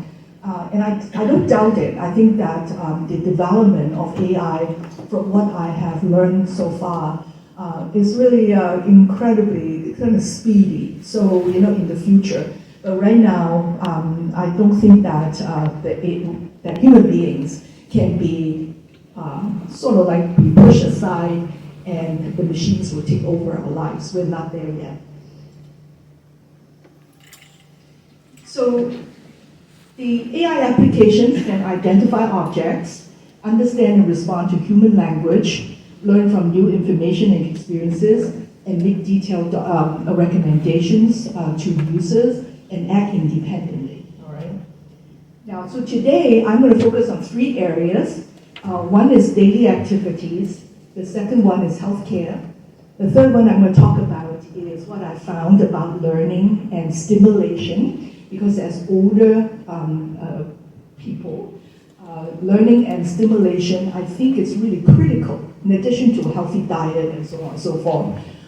Learning and stimulation keep our brain active, that will keep us healthy and moving, you know, in the future years and have a kind of fulfilling life as an older person. And then, of course, the last one, social interaction and companionship. Also is extremely important because we know that loneliness and isolation is a major public health problem in our country right now. So I'm going to talk about daily activities first. So there are all these smart home components which you all know about, all right? Whether you use it or not, I don't know. So we are talking about heating, lighting, audio visual, meaning that you can link up your cell phone to your television and your audio system can turn on music based on voice control or preset schedule and so on. Communication, your communication with your grandchildren or your friends or take a class online, so on and so forth. And security, to me, that is really important. We're talking about some of the security cameras out there can identify who's standing in your front door, that can actually contact local enforcement if there are issues that you believe that is a threat to your home. And then, of course, there are other helpful tools in our, in our environment that could help in terms of daily activities. Now, I don't, Glenn, my partner over there, and I, we don't actually live on the use these kind of smart home components. We had to get up and turn on the heat and the AC and so on and so forth. And then, but the fact is, there are sometimes I walk into a room intending to turn on something. When I get there, and I don't remember why I'm there. I said, why am I here, But the fact is, and then I thought, it's okay, because we're supposed to walk, right? We're supposed to have a couple thousand steps a day. So it contributes to the quarter of us walking, we have to get up and turn the TV. Nevertheless, one day my partner came home really excited. And he said, you can't believe what I saw. He saw a robot lawnmower. And I can see him fantasizing next summer with his latte, watching this thing go back and forth in the front lawn. All right, so he thought that was really good. So there are components, gadgets like this that actually help, in terms of us living in our home and growing, staying in place when we age and so on. But I must say, a lawnmower doesn't do much for me. What I wanted is this. This is fake, okay? It's not a real picture. I want a robot in my kitchen to wash the dishes. So you would think that this is, like I said, is not real, but the fact is humanoid robots has been around. The humanoid robots has been in the International Space Station working since 2011. It was built by NASA and General Motors. And if you want to see them, that's the R2, all right? Not R2-D2, that's not word, but R2. They're the robonauts, and they're right now in the Smithsonian. So if you want to go see the original ones, they're there. So anyway, this is a fake, so don't believe it. And I also thought that in the middle of the night, if you need to go up, get up and, like go to the restroom and you bumped into your robot, I'll be really scared. Okay. It turns out that senior citizens are using technology really at a rate that is like growing significantly. The Pew Research Center is a very reputable organization. Said that senior citizens, like 75% or thereabouts, are actually using internet and technology. The AARP places it at about 91%. So we're all there. Almost everybody has a smart cell phone, smartphone and all that type of stuff. So the reason that drives this adoption for senior citizens to use technology, they found that number one, based on the Pew Research Center and the AARP, the research they did, is the desire to be independent and age in place. We all know that is really what we want. Like Greg said, nobody wants to go, big plans to go to a nursing home. We all want to stay in our own home and to be independent. So that drives the adoption of some of these technology that actually make our lives easier. And then safety and security, very important for us as seniors who want to age in place. And because people target us because we're older, they think that we're more vulnerable and don't hear very well, don't see very well. So we become targets of a lot of bad actors. And then, of course, health monitoring is really important for us to use technology, which a lot of us have been using. Now, the barrier to adoption is cost. Not everybody can afford to buy all those robot lawnmowers and all these kind of at-home gadgets. And the thing is the technical complexity. Multiple devices, sometimes the setup is very difficult. Glenn and I when we first tried to use Netflix, we had to call the 800 number 3 times in order to get the show on the television. Because we don't have a smart TV, we had to do it in a computer, and we had to somehow tell the computer to link it up to the television. We just didn't know how to do it. We keep, trying it, hang up, and call the 800 number again and again. So eventually, we are now able to watch Netflix. But if we ever change television, then we're in trouble. We have to call the 800 number all over again. So this kind of technical complexity is a real issue. So it's not always user-friendly, and then there's also the internet connection and all that type of stuff. As you know, in this country, the infrastructure of high-speed internet is really very uneven. There are places that has very good infrastructure for high-speed internet, and there are places that are not. All right. So when I was going to do a live demonstration for chatbot later on, I have to check whether the 5G, whether I have 5 bars or 4 bars, because if it's not enough, then I won't be able to do the demonstration. So it's a real concern. And then, of course, lack of familiarity and the trust in terms of your how comfortable you are with this type of technology. So that's something that kind of becomes a barrier for the adoption. Okay, so we're going to talk about healthcare. So I am going to just simply show you a lot of pictures of some of the technology that we use for healthcare.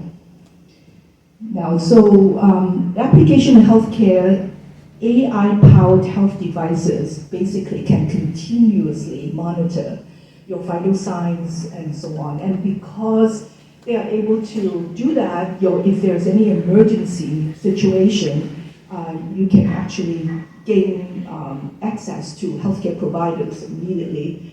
And because of that, you can also allow the healthcare providers to monitor long-term chronic conditions. So it's both good for emergency situation as well as managing your chronic illnesses, because most of us, as an older adult, we have some kind of blood pressure problem, blood sugar problem, because we're not eating well enough.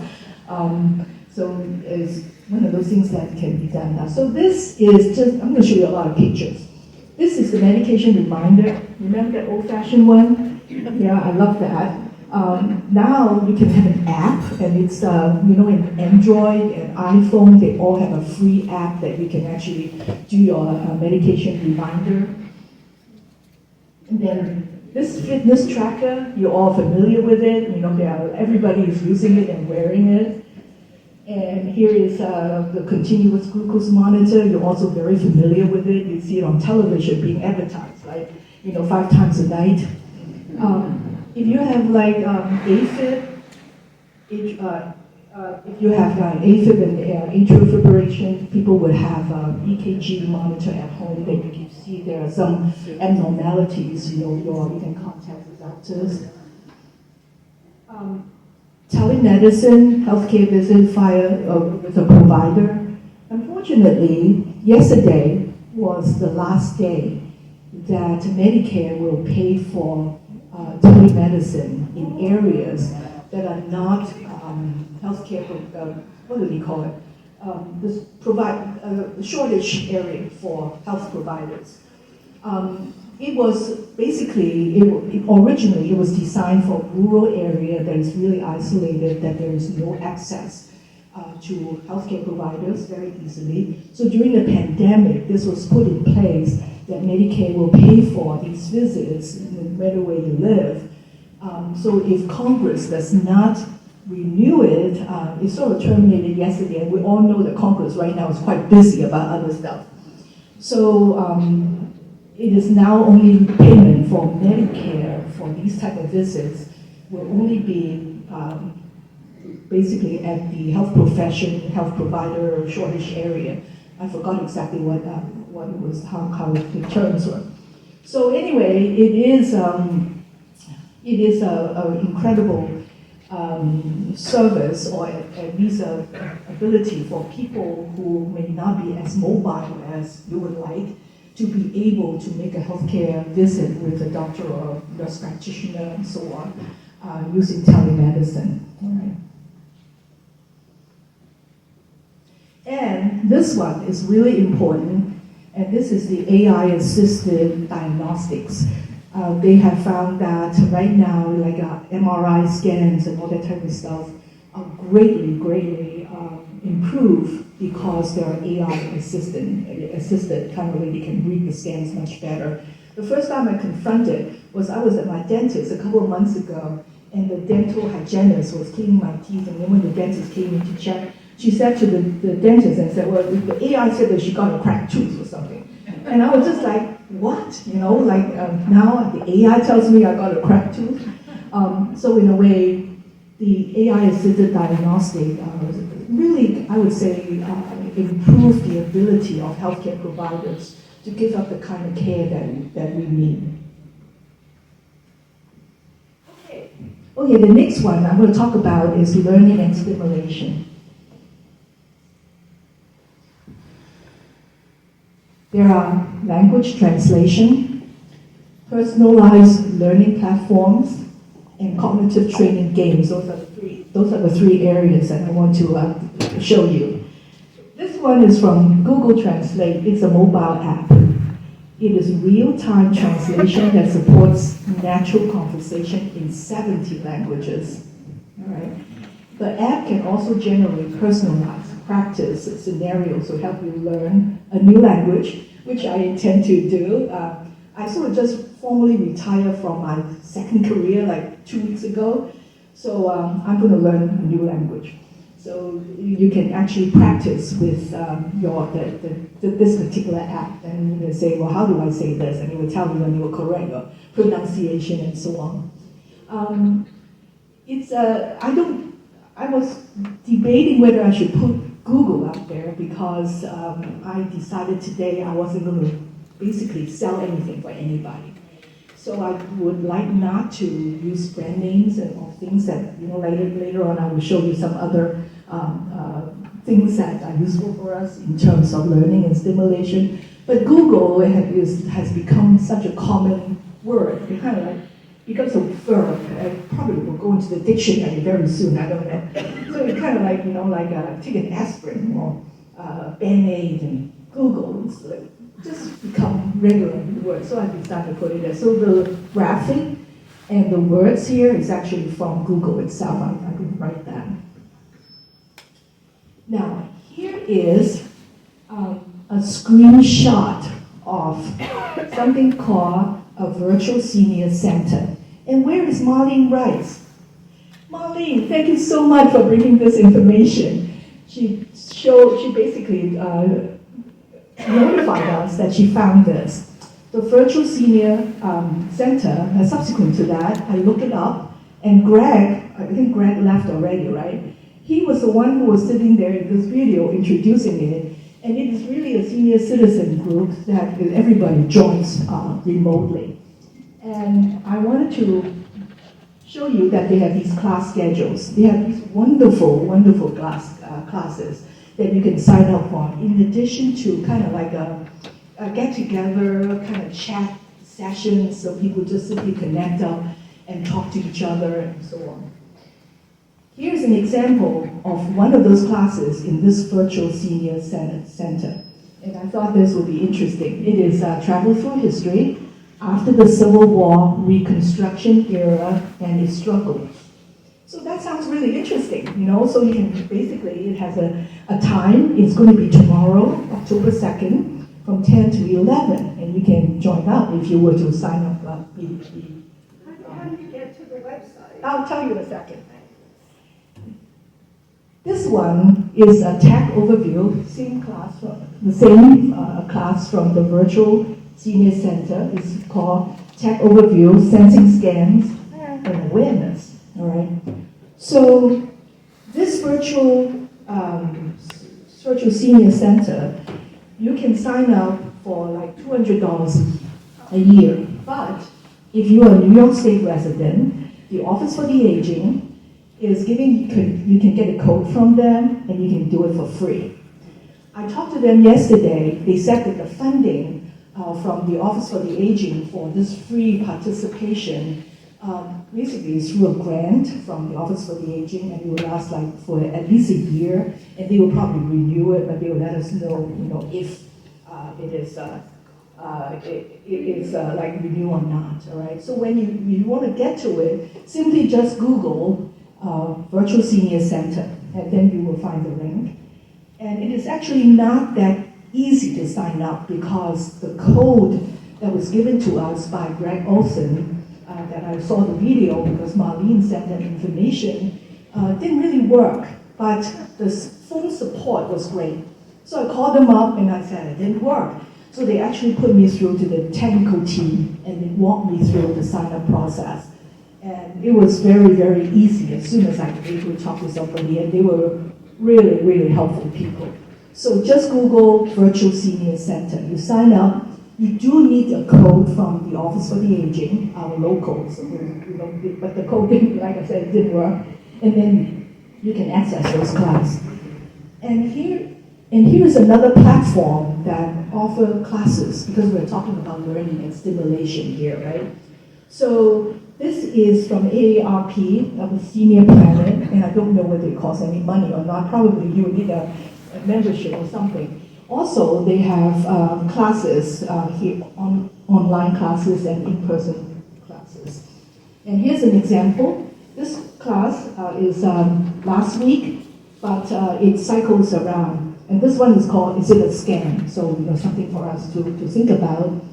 And this one is managing privacy setting on your Android is a demo. And I think that's very helpful because not all of us manage to figure out how to set up the privacy setting, what kind of information to give, and so on. And there's another example of a class. This one is solo aging discussion group. I thought that was really interesting because some of us are sort of disconnected for distance or what other reasons from our family members. And here are discussion groups that people can get and talk about issues in terms of solo aging. We're talking about stimulation and learning, right? So we talk about translation, we talk about online classes, and here are some cognitive training games. The benefit of these training games will be your brain exercise to boost cognitive skills such as memory, focus, and processing speed. And here are some examples of brain training games. There's one called Lumosity and CogniFit, and these are proprietary. These are programs that you have to buy a subscription for. But you don't need that. There are tons of free online games such as Sudoku, crossword puzzles, jigsaw puzzles, card and board games. They're all really, really helpful in terms of keeping our minds active. Okay, so the last one that I want to talk about is social interaction and companionship.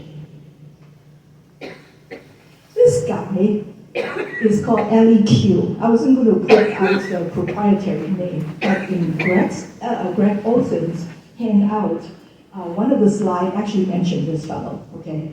It is a care companion robot that sits on a desktop that is specifically designed for senior citizens. This thing moves around, the light blinks when you talk to it, and it will kind of like it can see where you are. Now, it is not a chatbot, so the conversation ability is somewhat limited, but it remembers. Let's say you complain about your back pain today. The next morning, you can say, I hope you feel better today. How is your back feeling? Or something like that, all right? So here it is so did you take your medication this morning? And you can also say, let us listen to music together. And then what would you like? Classical, jazz, 1960s Beatles, It can actually play music for you if you want to. Or you can say, let's sing together. And then you can So in a way, it is meant for senior citizens. It's not for kids, for a plaything. And some people worry about whether this thing is tracking you, recording what you're doing, where you're going, and so on. But as I said, this fellow is called LEQ. It will go to sleep. In order to wake it up, you need to say, "Hi, LEQ." You need to mention its name, and then it will wake up, and then it will, like, the light will blink, and then it will turn and follow where you are. And so on. You can buy it. You can buy them. But I don't know how to get it. I buy things from Amazon. I hate to say it, but I just Google Amazon and say, "How about LEQ?" Hopefully they will come up. But anyway, you can Google and find these things online, and then they will tell you where you can buy it. Now, this is something that I want. It is a puppy that weighs about 5 pounds and is the size of an 8 to 10 week dog. It's a lap dog. It doesn't walk around. But it got sensors all over its body. So when you tickle it, it will kind of go wiggle. It wags its tail, flop its ears. He can close his eyes and open his eyes and make whimpering noises, small barks, and so on. And it's so lifelike. It's meant for people who are bedbound because it's a lap dog. It's really designed originally for people with Alzheimer's disease.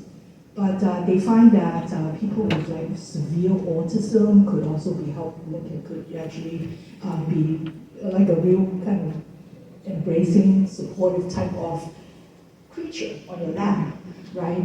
And it was introduced in January of this year, and they have a batch out. They call it a litter, and it's already sold out. So if people want it, you got to put your name down to wait for the next litter to come out. This is.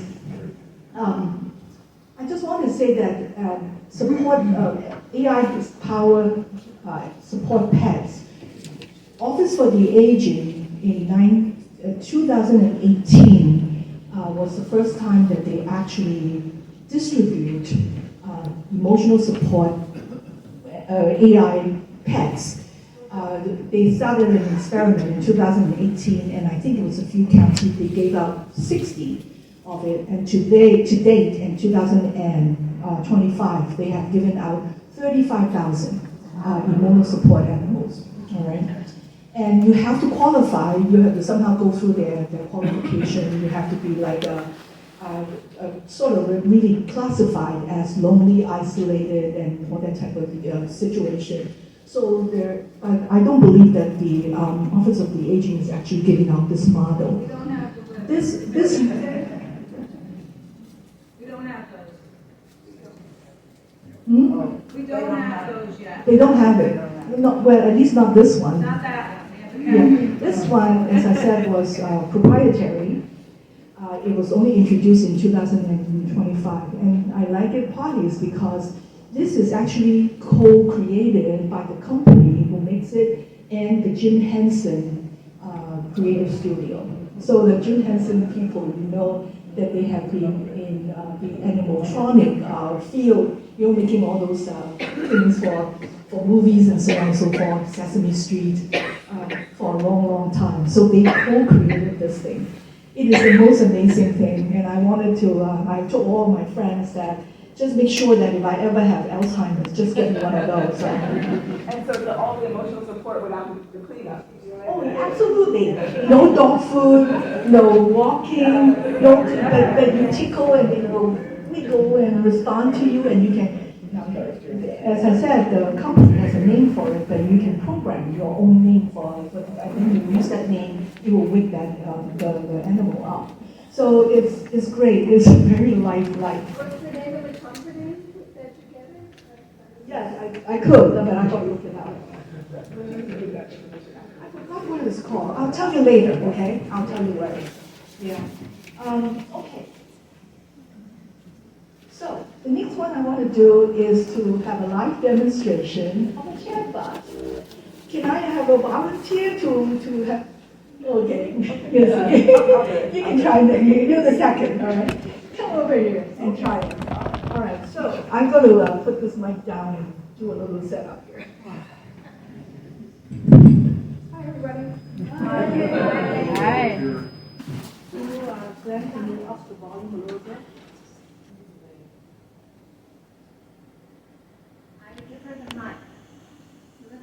Well, I'm here to help with anything you need, whether it's answering questions, finding information. All right, let me know when you're ready. We're ready. Hi, Gemini. Hey there.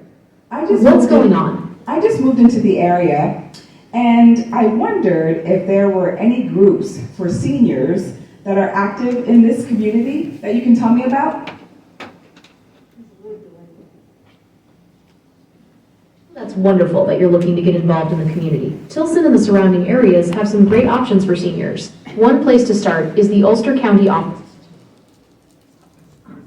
Yeah, the Ulster County Office for the Aging is a great resource. They have a ton of information on their website about programs and services for seniors in the area. You can find it at link to ulstercountyny.gov. Ooh, thank you very much. I heard in Saugerties that there is a seniors center near Cantine Field. Can you tell me what would I need to do to become a member?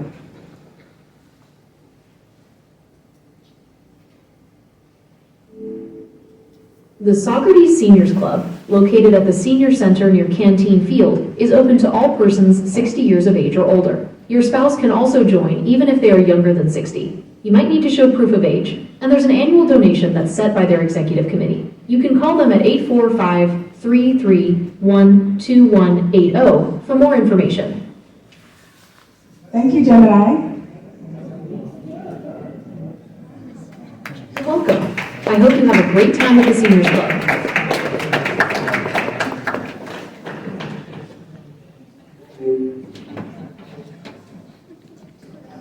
Okay. Thank you, Missy. That was great. Oh, I forgot about you. Sure. Oh, no, I just have a general question. Okay. So verbally, or you want to ask Gemini? You want to ask Gemini? Let's put Gemini back on, okay? Now, I did not use Google GPT chat. This one is Gemini. It's just another chatbot, and this one is from Google. I use everything Google, so that's why that is why we're talking about Gemini. So, Carolina, hold on to this. Let me see that.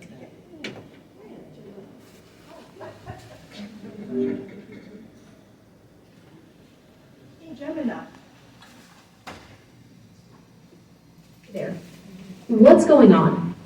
I got Carolina here. Hello, Carolina. It's nice to meet you. What can I do for you today? The correct pronunciation of my name is Carolina. My apologies, Carolina. It's a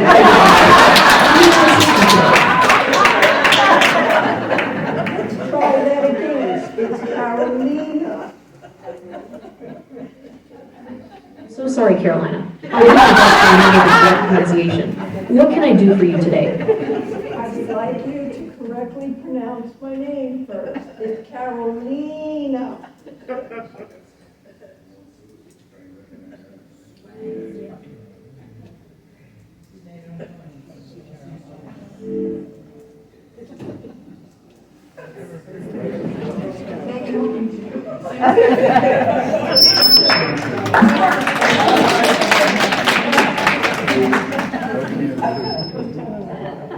Kind of funny that the chatbot decided not to. Too challenging for me. Yes.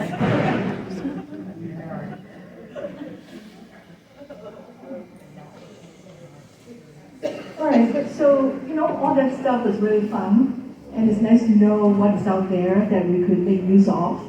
But there are a lot of concerns that I think that we should be paying attention to, right? I'm just going to focus on two types of, two or three types of scams.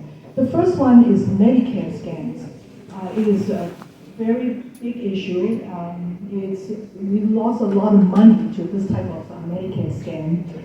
And it turns out that if the people the bad actors can steal your Medicare number and know a little bit about your demographic, how old you are.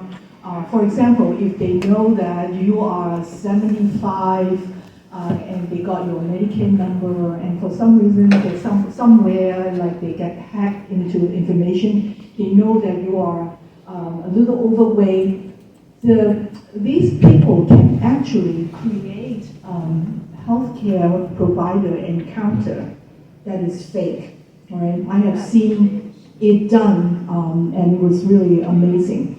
So it basically figured out that if you are 75 and you're a little overweight, you probably have a high blood pressure, you probably have high blood sugar, and it will be totally believable if you consulted a doctor because your blood pressure is up. And you are probably on some blood pressure medication, and it's most likely that your doctor could give you a new blood pressure medication or increase the dose or whatever. So what you can do is to generate the entire encounter with you and your physician that is totally made up by these bad people, bad actors, and then they will submit the Medicare claim and then pocket the money. And it is really, really a major issue. So in other words, then, really the moral of the story is never, ever give away your Medicare number, your Social Security number, and such. All right. And one of the things that that AI itself basically said that what you really need to do is you never trust anybody who calls you to ask for this information. If there is in doubt, you can actually check, and they encourage you to actually go to Medicare.gov and create an account. So when in doubt, go to the source, go to the Medicare.gov, create an account, look at the account, and then you can see the actual claim forms and how much they pay and so on. So not third-party people who told you that this is what that your claim is submitted and all that type of stuff. So very common tactics. It basically submit this fake claims, and you need to go to Medicare.gov. If you cannot go online, there's an 800 number that you can actually verify whether the claim was fake, fraudulent, or not. Yes, I get a lot of calls from this guy who says he's calling for Medicare. And I just told him he's a scam and I hang up. Yeah, don't even... Because I asked Medicare and they said, we will never call you. That's right, absolutely. So that's Could my you think advice. about how many people are on Medicare, right? Do you think that there really is people that will call you? It's not possible. Kind of almost like the text scam, which I'll talk about in a second. Like text scam, they said that, well, we're Microsoft or we're Google. I'm calling you because your computer is infected by a virus, and you need to let me control your computer and fix it, and it will cost you whatever. Do you really believe that Google or Microsoft, that has millions and millions of customers around the world, that they're actually going to pick up the phone and call IDKDMs and tell me that my computer has a virus?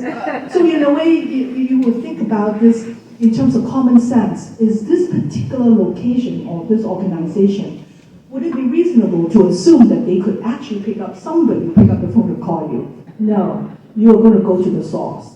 Because every single organization that is legitimate, you can set up an account and actually look at your own activities in there and what kind of information that you have in there. All right? So reporting, being aware of it and reporting is really, really important. The next one is deep fake. It's also something that is really all over the place now. What they do is generate kind of fake videos and audios and then use it to deceive you. The most common one we found, or at least reported, is like a grandparent scam. So you got a phone call from your grandchild who said that I'm in Hawaii, I lost my wallet, can you send money so I can buy a ticket to come home or something like that. But the voice is cloned from social media, from maybe your grandchild's phone was hacked or something like that. So in a way, answering the phone that are from fraudulent sources, they can actually record your voice and then clone it and pretend to be using your voice or your grandchild's voice to scam you. And then there are investment scams, people that are supposed to be, what time is it? Okay, I'm just looking at I'm going to finish up very soon. And in an investment scam, fake or financial advisors, tech support scam I already talked about. They lock up your computer and tell you that you got to pay them and have it fixed. And celebrity endorsement, like maybe Robert De Niro telling you to sell you some beet juice or something like that on television. That's not real. I mean, these are fake celebrities. They're made to make you believe that it's a real person. Doctors selling medication, medical devices and things like that. And they say that, well, here's a free medical device and you can get it, Medicare will pay for it, and all you have to do is just give us the number so that we can claim it, all this type of fake celebrity endorsement of things is a concern. So managing privacy risk is really important. So all AI devices collect sensitive personal and health information. So you've got to be very careful in terms of what you put out there and how much you put out there and whether the source, like I said, go to the source. Never trust a third party. Your doctors, your hospitals always have a patient portal. Those are the places you go. That's real. So if you were to use a portal, make sure it comes from the hospital or your physician site and not somewhere else. And you have to manage device privacy settings and control what data is being shared. Strong passwords. Nowadays, even password is considered not safe, so you can think about biometrics, fingerprint, face, voice, all those things are locking up your devices that only you can access. And then lastly is update software regularly, because any kind of internet, AI, whatever, those devices always the manufacturer will detect vulnerabilities, and then they will send out patches, and you have to install the patch so that it's always up to date and your information protected. So, what to do if you suspect scam or you have been scammed? You report it to the FTC, the Federal Trade Commission, actually collect these statistics and so on and so forth, so that we have some good information in terms of how prevalent these problems are. And then, of course, there is a StateWide, right, which is an organization here. They have something called a Senior Medicare Patrol. Not only would they take your information about your possibility of being scammed, they also will help you remedy the situation. So they will actually work with you if you were being scammed. For example, if one spouse perhaps is a little bit more vulnerable, gave away this kind of Medicare information, the other spouse, I have heard about this case, the other spouse worked with the Senior Medicare Patrol to help them try to fix the situation and so on and so forth. So, final thoughts. Basically, when I talk about scams, AI is not a scam. All right, we've always had scams. Remember the snake oil that people talk about trying to sell you snake oil, Ponzi schemes. They said that you won the lottery, but they never did give you the price, or they give you a price and say that you have to send shipping costs and taxes and so on. Well, you don't pay taxes to the lottery. You report it to the IRS. You pay it to the IRS if you really did have a winning. So scams has always been around. AI just happened to be something that the current fraudulent, the current scammers utilize, because it's such a powerful way of creating fake things to fool you into believing what is going on. So do not think that AI is a scam itself. It is a very, very useful tool. But yet, on the other hand, AI is simply a supercomputer. It is really not your friend, even though, like in Gemini, just now you can actually have a conversation with AI, and you can, you can ask about all kinds of stuff. But the fact is, it is a machine. Connected with people and with our community. The problem is, as some of us know, children move to California. Sorry. You only see them once in a blue moon. Friends of 40 and 50 and 60 years move down to Florida and places like that. And all of a sudden you turn around and everything that you used to take for granted no longer is around to help you. So what to do? Because we can't just let life take over and sit around and wait for something to happen. That actually used to happen when we were younger, but it doesn't work that way anymore. So what we're doing now, what we have done, is to invite Vivi and Steve and Donna. They have slightly different ways to stay connected, and we're going to ask them to tell us how they have coped with this stage in life by being connected. And I'm going to start with Vivi, who is the most... Vivi, I have to tell you, when I retired, the day after I retired, I got 3 phone calls from 3 totally different people saying, "You're retired? You have to call Vivi. She's going to tell you what to do with your free time."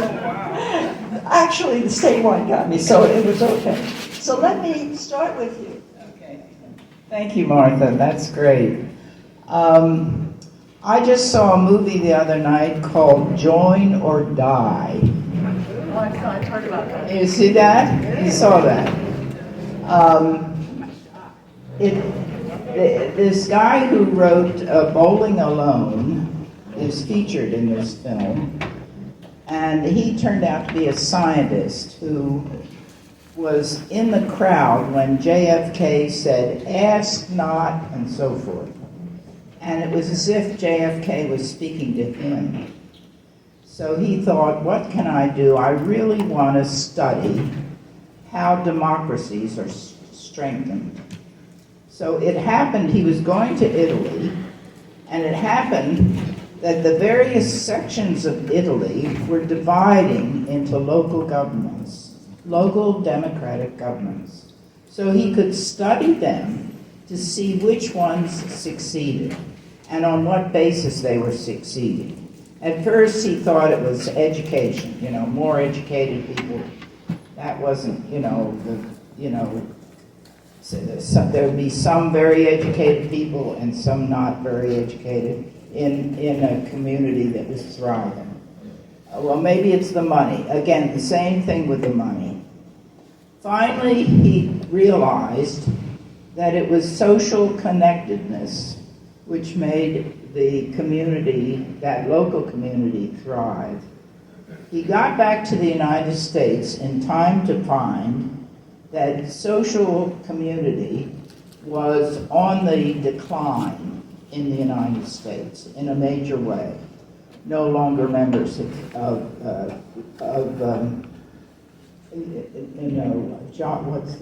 unions, no longer members of churches, no longer the Odd Fellows. Don't you imagine the guy who thought of the name of the Odd Fellows? Wouldn't that have been fun? Or Kiwanis, or any of those clubs. The membership in all of those clubs was on the decline across the country in every imagined community business you could find. And so sure enough, the democracy was not in good shape. So he's going around saying, join or die. Now, my particular history in SSIP started in Woodstock, which had an aging in place committee. And Of course, right away they put me on the board. I'm an organizer. You know, that's what they do. They gave me a pencil. I'm always the secretary. And we were studying two programs. One in Boston, which cost $750 a year. But of course, they had a building and they had a swimming pool, and if you wanted to go to the theater, they had a limousine to drive you and so forth. And the other in Princeton, started by the Quakers, I happen to be a Quaker, cost $35 a year. They had a lot of strictures that I don't have. You had to show up regularly or you'd be dropped off. So I don't have that. I have in my various, anyway, in 2011, I said goodbye to Woodstock. I'm starting my own group, and so I had them put, the description of it is on a paper that you can find on the table, wherever that is. In 2011, I had the library put a notice in the paper, anyone interested in helping seniors stay in their own homes, show up. 40 people showed up. Not all of them seniors. Some of them people, you know, some of them wanted to just make sure they can help in some way with seniors. So anyway, so the first thing we determined was that we should meet every week. Every week. And we don't meet in somebody's home because then that homemaker has to make a cake, or then well, I made a better cake last time and what are you doing and all that. So no, we have to meet in a restaurant, which is why I never succeeded in Gardner, because in that time there was no local restaurant that was available for breakfast. I couldn't get anything going in Gardner. But since then, since the time in my own area, we have Stone Ridge, we have New Paltz, we have Saugerties, Kingston, and the most recent one is Woodstock. And they're all different, but the one thing they have in common is they meet once a week. Now, I just came from a meeting. It happens that our group in Stone Ridge, they like each other so much, they meet 3 times a week. Not necessarily the same group, although I go to all 3 of them. Some people go to 2, some people 1, so forth. The meeting I was at this morning, we discussed the state of the shutdown of the national government, of the U.S. government. We discussed comparing credit cards. Who gives the 5%? We discussed what's happening with kids. How come they're not being more responsible? You know, the teachers are in despair. You know, there's the new math is a disaster. All of these complaints. We talked about what to do about a society in which some people are never going to function well. We would all like everybody to be good workers. It ain't going to happen. Any group you belong to, I'll bet you find that 2 or 3 people do most of the work. And the rest of people just kind of sit there. Well, that's true of our society in general. So what do? We're not going to have people sitting on the street with a cup out. We have to figure that out. That's a very complex question. Because we can't really just say, oh, you've got to have the work ethic. People may or may not have that. And, or, you know, maybe they were beaten up as kids. I mean, you know, there are all kinds of problems that people face individually. But what I'm saying to you is the thing that works best is that constant weekly reinforcement of friendship. Most of you were probably brought up in a neighborhood or a town where there was that kind of thing. If you did something wrong, somebody down the block would report to your mom, right?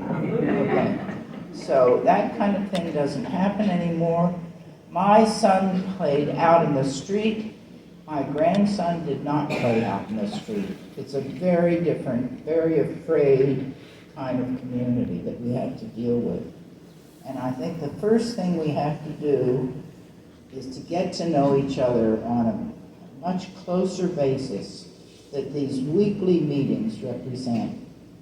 So, I have a lot of people in my group that come up from Rosendale.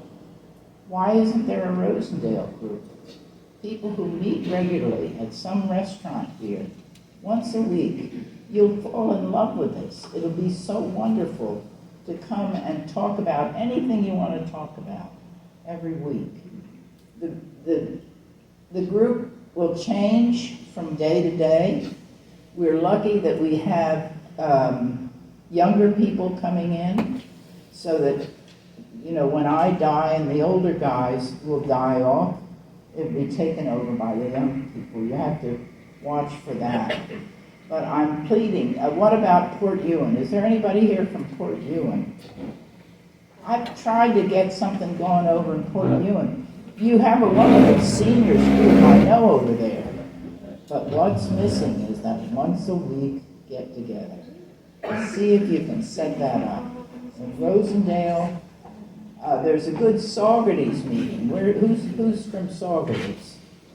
Saugerties meeting. They have a seniors meeting, but that weekly, I'm telling you, getting together once a week is really terrific.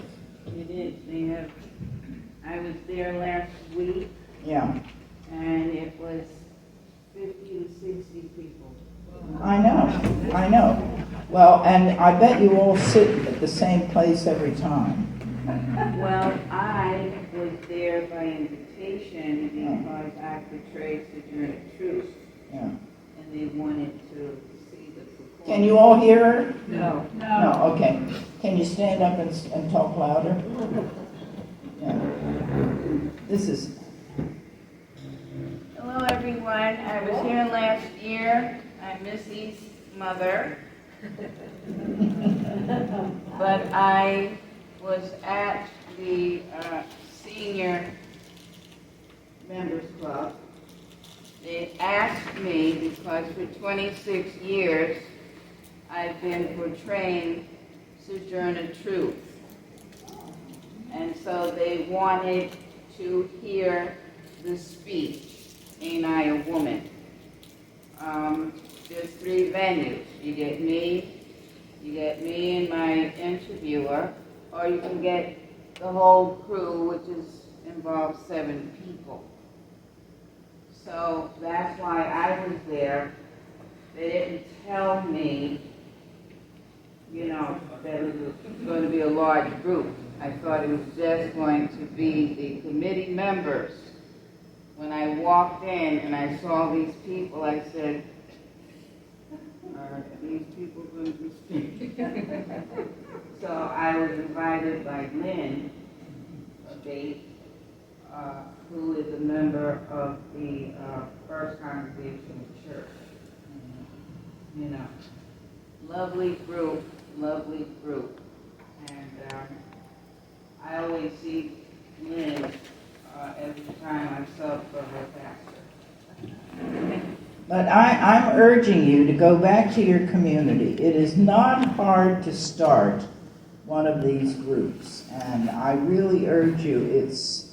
It is transforming. People form very close relationships, and they really, you know, after a while, some of them are coming to more than one because they enjoy it so much. And so I really urge you to look into setting up, and I call it SSIP, Seniors Serving in Place, because we do help each other. Michael is a member. He happens not to enjoy driving, and yet we seem to ask him forever for driving this person or driving that person. And of course he helps in many, many other ways. So the way it works is anybody can call the person who's in charge of this, it happens to be me, of course, and get a ride at night, or change a light bulb, or, go down to the cellar for something, they call me and I have the list of members and the things that they can do online. And so I make it a point to usually call people who do not come to the meetings so that they continue to feel involved in it. Bill Davenport is a famous name in this area. He's a member. He says, I'll do whatever you want, just don't ask me to come to a meeting. So anyway, we have, each group has from 20 to 60 members. The Woodstock group is going by leaps and bounds. It's a very different kind of, you're in the Woodstock? Who's in the Woodstock group? Yeah. Describe what it's like. It's very different. Go ahead. Go ahead, stand up and talk about it. I don't want to stand up. I mean, it's a lively group of people who just talk about whatever they feel like talking about. Except politics. Except politics. We have banned politics. You're not allowed to politics. We do politics. I would love to do politics. But we don't. Yeah. People talk about movies. People talk about events that are upcoming, or how they're feeling, or what happened to their house, or they need a handyman, or don't use this person but do use that. Whatever comes up, it's always lively. Yeah. And they go around the circle. We make a list of handymen and other providers of services that we like. Yeah. We have a list of service providers on our website. We have a list of the names, and in fact, we put the pictures of our members on the website.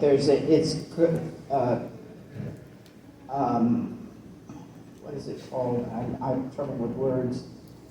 Protected by a secret name, password. Yes.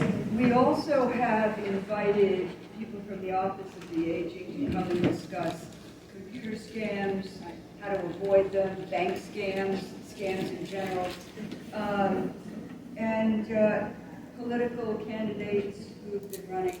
So it's whatever we feel like doing, and it can be whatever anybody feels like doing in any group. Don't you agree that the once a week is a big changer? I love it, yeah, I really. People just love to come to this. It makes their week. It makes them feel very good that there are friends that they can go and talk to about anything. It's wonderful. Well, not everything in there. Okay, any questions? Yeah. Oh, I just got a question.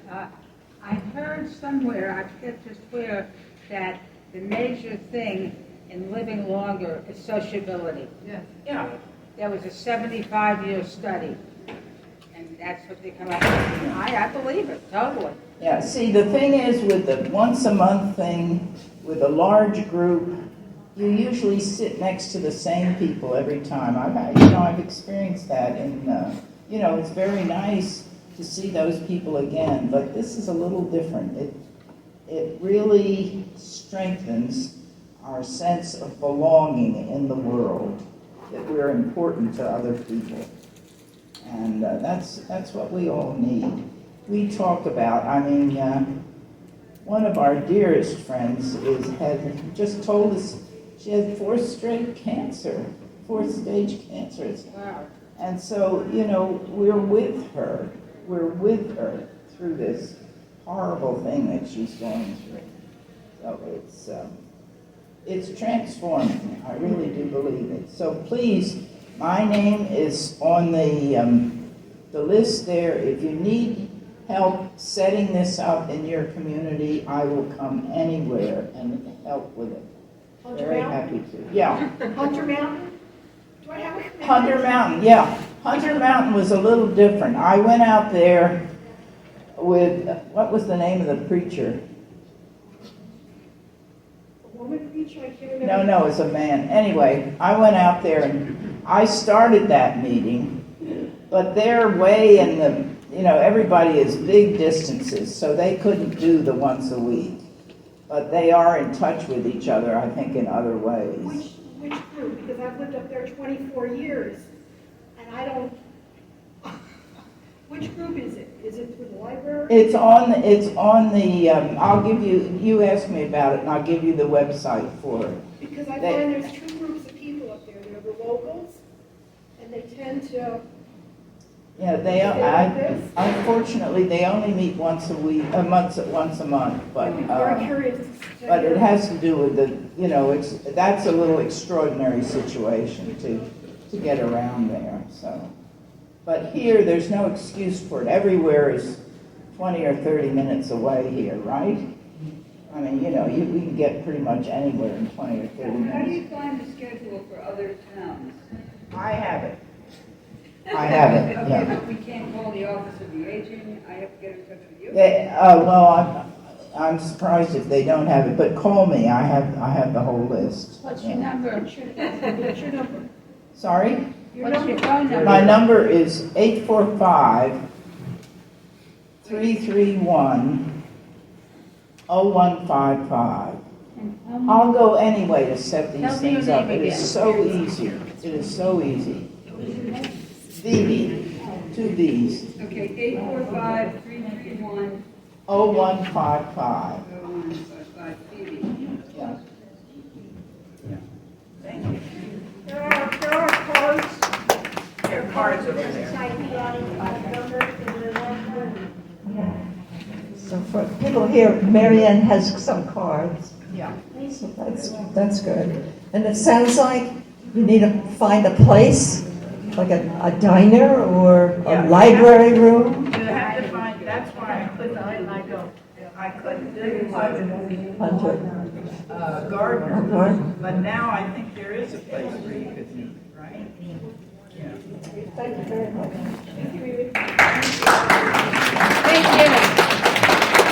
This is Steve. Hi, good afternoon. Okay, I don't know how I'm going to follow that act. Come on. But she makes a lot of good points. Join or die, yes, absolutely. I found when I came up to the New Paltz area, we currently live in Gardner, and I found a number of opportunities, and I jumped into a bunch of stuff. Unfortunately, like Viv said, Gardner was a hard place to get anything going for, because there is no community center there. We share with the library, and we get whatever the heck the library can get up. We had started something called the Gardner Senior Resources Committee, and it somewhat fizzled after about 4 or 5 years. Same problem that Viv was talking about, members just not getting super involved. So we joined up with the New Paltz Gardner Senior group. That's a group that meets once a month, the second Wednesday of each month. We have a next meeting's on October 7th, and there's a game day coming up. The New Paltz Gardner Seniors are very active. There's about 70 or 80 members altogether. Take members from New Paltz, Gardner, and the surrounding area. So we got some people from Highland and places like that. And a couple of our members are also members of Rosendale. And there's several of our New Paltz, Gardner members here today. If they want to raise their hands. Come on, don't be shy. There's 2 or 3 of us. Okay, but yes, we have. Every time that we meet, we generally have a guest speaker. We've had people from the Office of the Aging a couple of times. We recently had the Ulster County Sustainability people come in. We've had Ulster County doing tax scam and regular scamming, pretty much synonymous with this speech that we were having there today. So that's a very active group in there. Also, I'm involved in several dozen other groups, one of which is I take courses at the Lifetime Learning Institute in New Paltz, which is an excellent place for people to go and get educational and athletic exercise type classes. Margaret McDowell's here, and she's very active in that. And if somebody wants to talk to Margaret, I don't know if Margaret wants to raise her hand again. But she's very active in that. One of the reasons I was late coming here today was I was in an AI class. So when I was presenting her presentation up there, I said, yeah, this seems like just what we learned about 10 minutes ago. But AI is very, very interesting. Yes, and we talked about bad actors and good actors and everything else and what it can do. And healthcare is very much a big business with it. Generally trying to help people with Parkinson's, ALS, people that have prosthetics, things of this nature. Very interesting, but that's only one of many classes that the Lifetime Learning Institute teaches down at the SUNY New Paltz. I'm also involved with AARP quite a bit. Several people who are here know that I'm the only person in Ulster County that teaches the AARP driver safety class. I'm the regional coordinator for 6 counties though, so I also teach a bunch of classes down in Orange County, and I have 7 or 8 other instructors that work with us. I'm also involved with AARP Tax Aid, where I have 6 people that work for me in the Gardner Library, and we go over and now do taxes at the Highland Library. Very close group of people. We meet often, we converse, we keep in touch with one another, and we train on how to do people's taxes. So there's all kinds of ways to get involved, and you know, like the lady was saying, in sociability, getting together, keeping your brain active. My brain is fried. And I want to stay on schedule. Any other questions? I also put out a senior newsletter for mostly, it's aimed at southern Ulster County and the Pine Bush area, because my wife's a former teacher with the Pine Bush, and she's part of the the Pine Bush Retired Teachers Association, another group that we stay active with, because again, with the socialization is very, very important to us. Okay, and that's it. I'm going to turn myself over to Donna.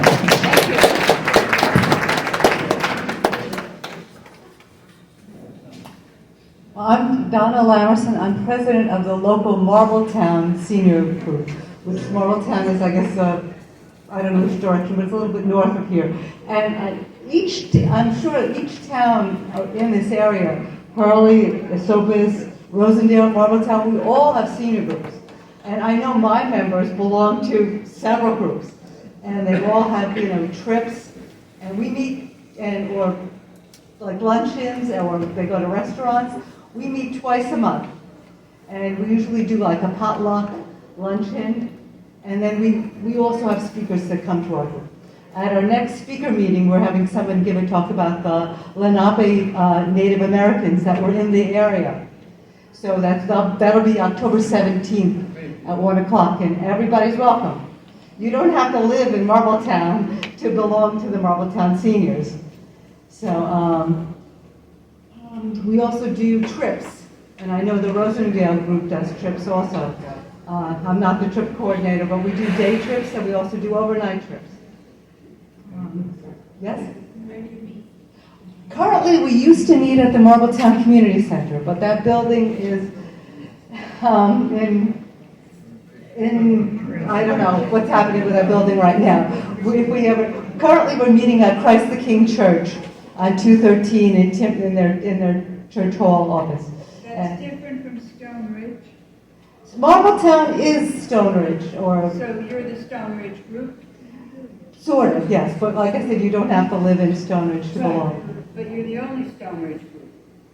When they refer to Stone Ridge seniors. Yes, we're the Stone Ridge group. Donna, that's I'm confused. What's Phoebe's group called? Phoebe's group is called SSIP, Settled and Serving in Place. My group is just the Marbletown Seniors. And each town, there's an Esopus group, there's a Rosendale group, I'm sure there's a Port Ewan group. Each town has their own senior group, and we have people from even Dutchess County coming to our meetings.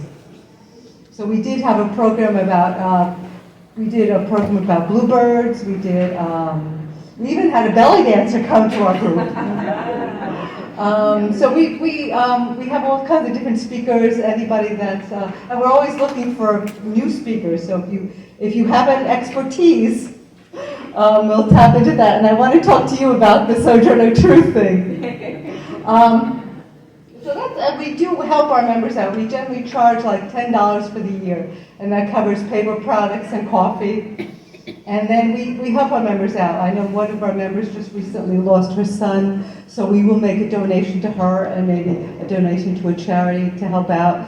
And it's a community group too, but we only meet twice a month. And Do you have a website? no, we currently don't have a website. I can give you my contact number. The Rosendale group is on Facebook, and I'm going to see if I can establish a Facebook presence, but right now we don't. So, that's it. I mean, like I said, you're welcome. What's your number? I'll give you my cell phone number. My name is Donna Lamerson, Lamerson, and my number is 845-750-8616. Are all of the SIP groups listed in the Office of the Aging?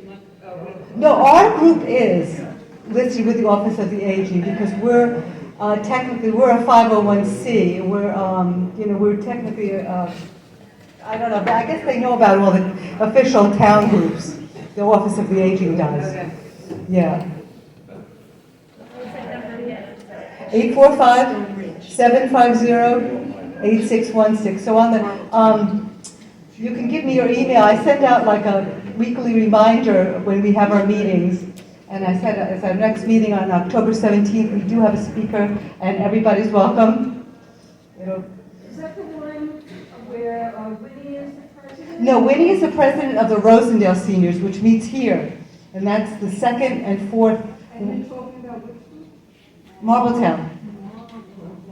Marbletown is Stone Ridge, part of High Falls, Cripple Bush. I don't know all the little towns, but it's interchangeable. People come from one to the other. We have one member that belongs to like 6 different groups. The 1 o'clock. Hurley Reformed Church. Oh, okay. They have yes, and Hurley has a huge group. Right. Yes. Yes. Because I went on one of the trips when we went to Norman Rockwell Museum Okay. a few years back, because he was my pastor years ago. Yes, I've met him. Yeah. Oh, we call him the teddy bear. Oh, yes, he's a good guy. Yes. All right, thank you. And I know there's some people from I don't want to put you on the spot, but people from the town of Olive. And we don't have an SIP group, but we do have, and so I'm making a pitch for if you go, I agree, meeting once a week is very important. It takes friendship and relationships to another level. And we have a group, it's called the Art Group. It's sponsored by the town, and it's at the Legion Hall. And sometimes there are only 3 or 4 of us who show up, but other times it's like 20 people. Now we do other little things. We do have art lessons. We have Mira, and she's a wonderful teacher. And so people come. All right, so Mira's coming, say next week. All of us interested in art, we bring our bags and then we come. However, other people come, they bring their knitting, they bring books. Joe just kind of comes in and talks to everybody and leaves. It's just, people know that other people are going to be there once a week. And people just drop in. Or they're very focused and they know what they're going to do. And I'm looking at some artists right now. and also a software. Yeah, anyway, so look around. If you don't have an SIP group in your community, maybe you could find another kind of a group that acts that way. But at any rate, we have to really appreciate, thank you, Steve, thank you, Donna, thank you all for being here. Oh, any other questions?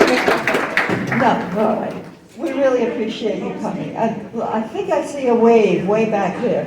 And I would just like to thank you, Martha. Oh.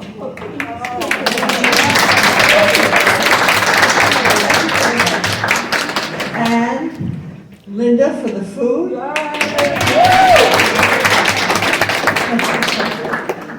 And I think that's it. So enjoy the rest of the day. It is sunny.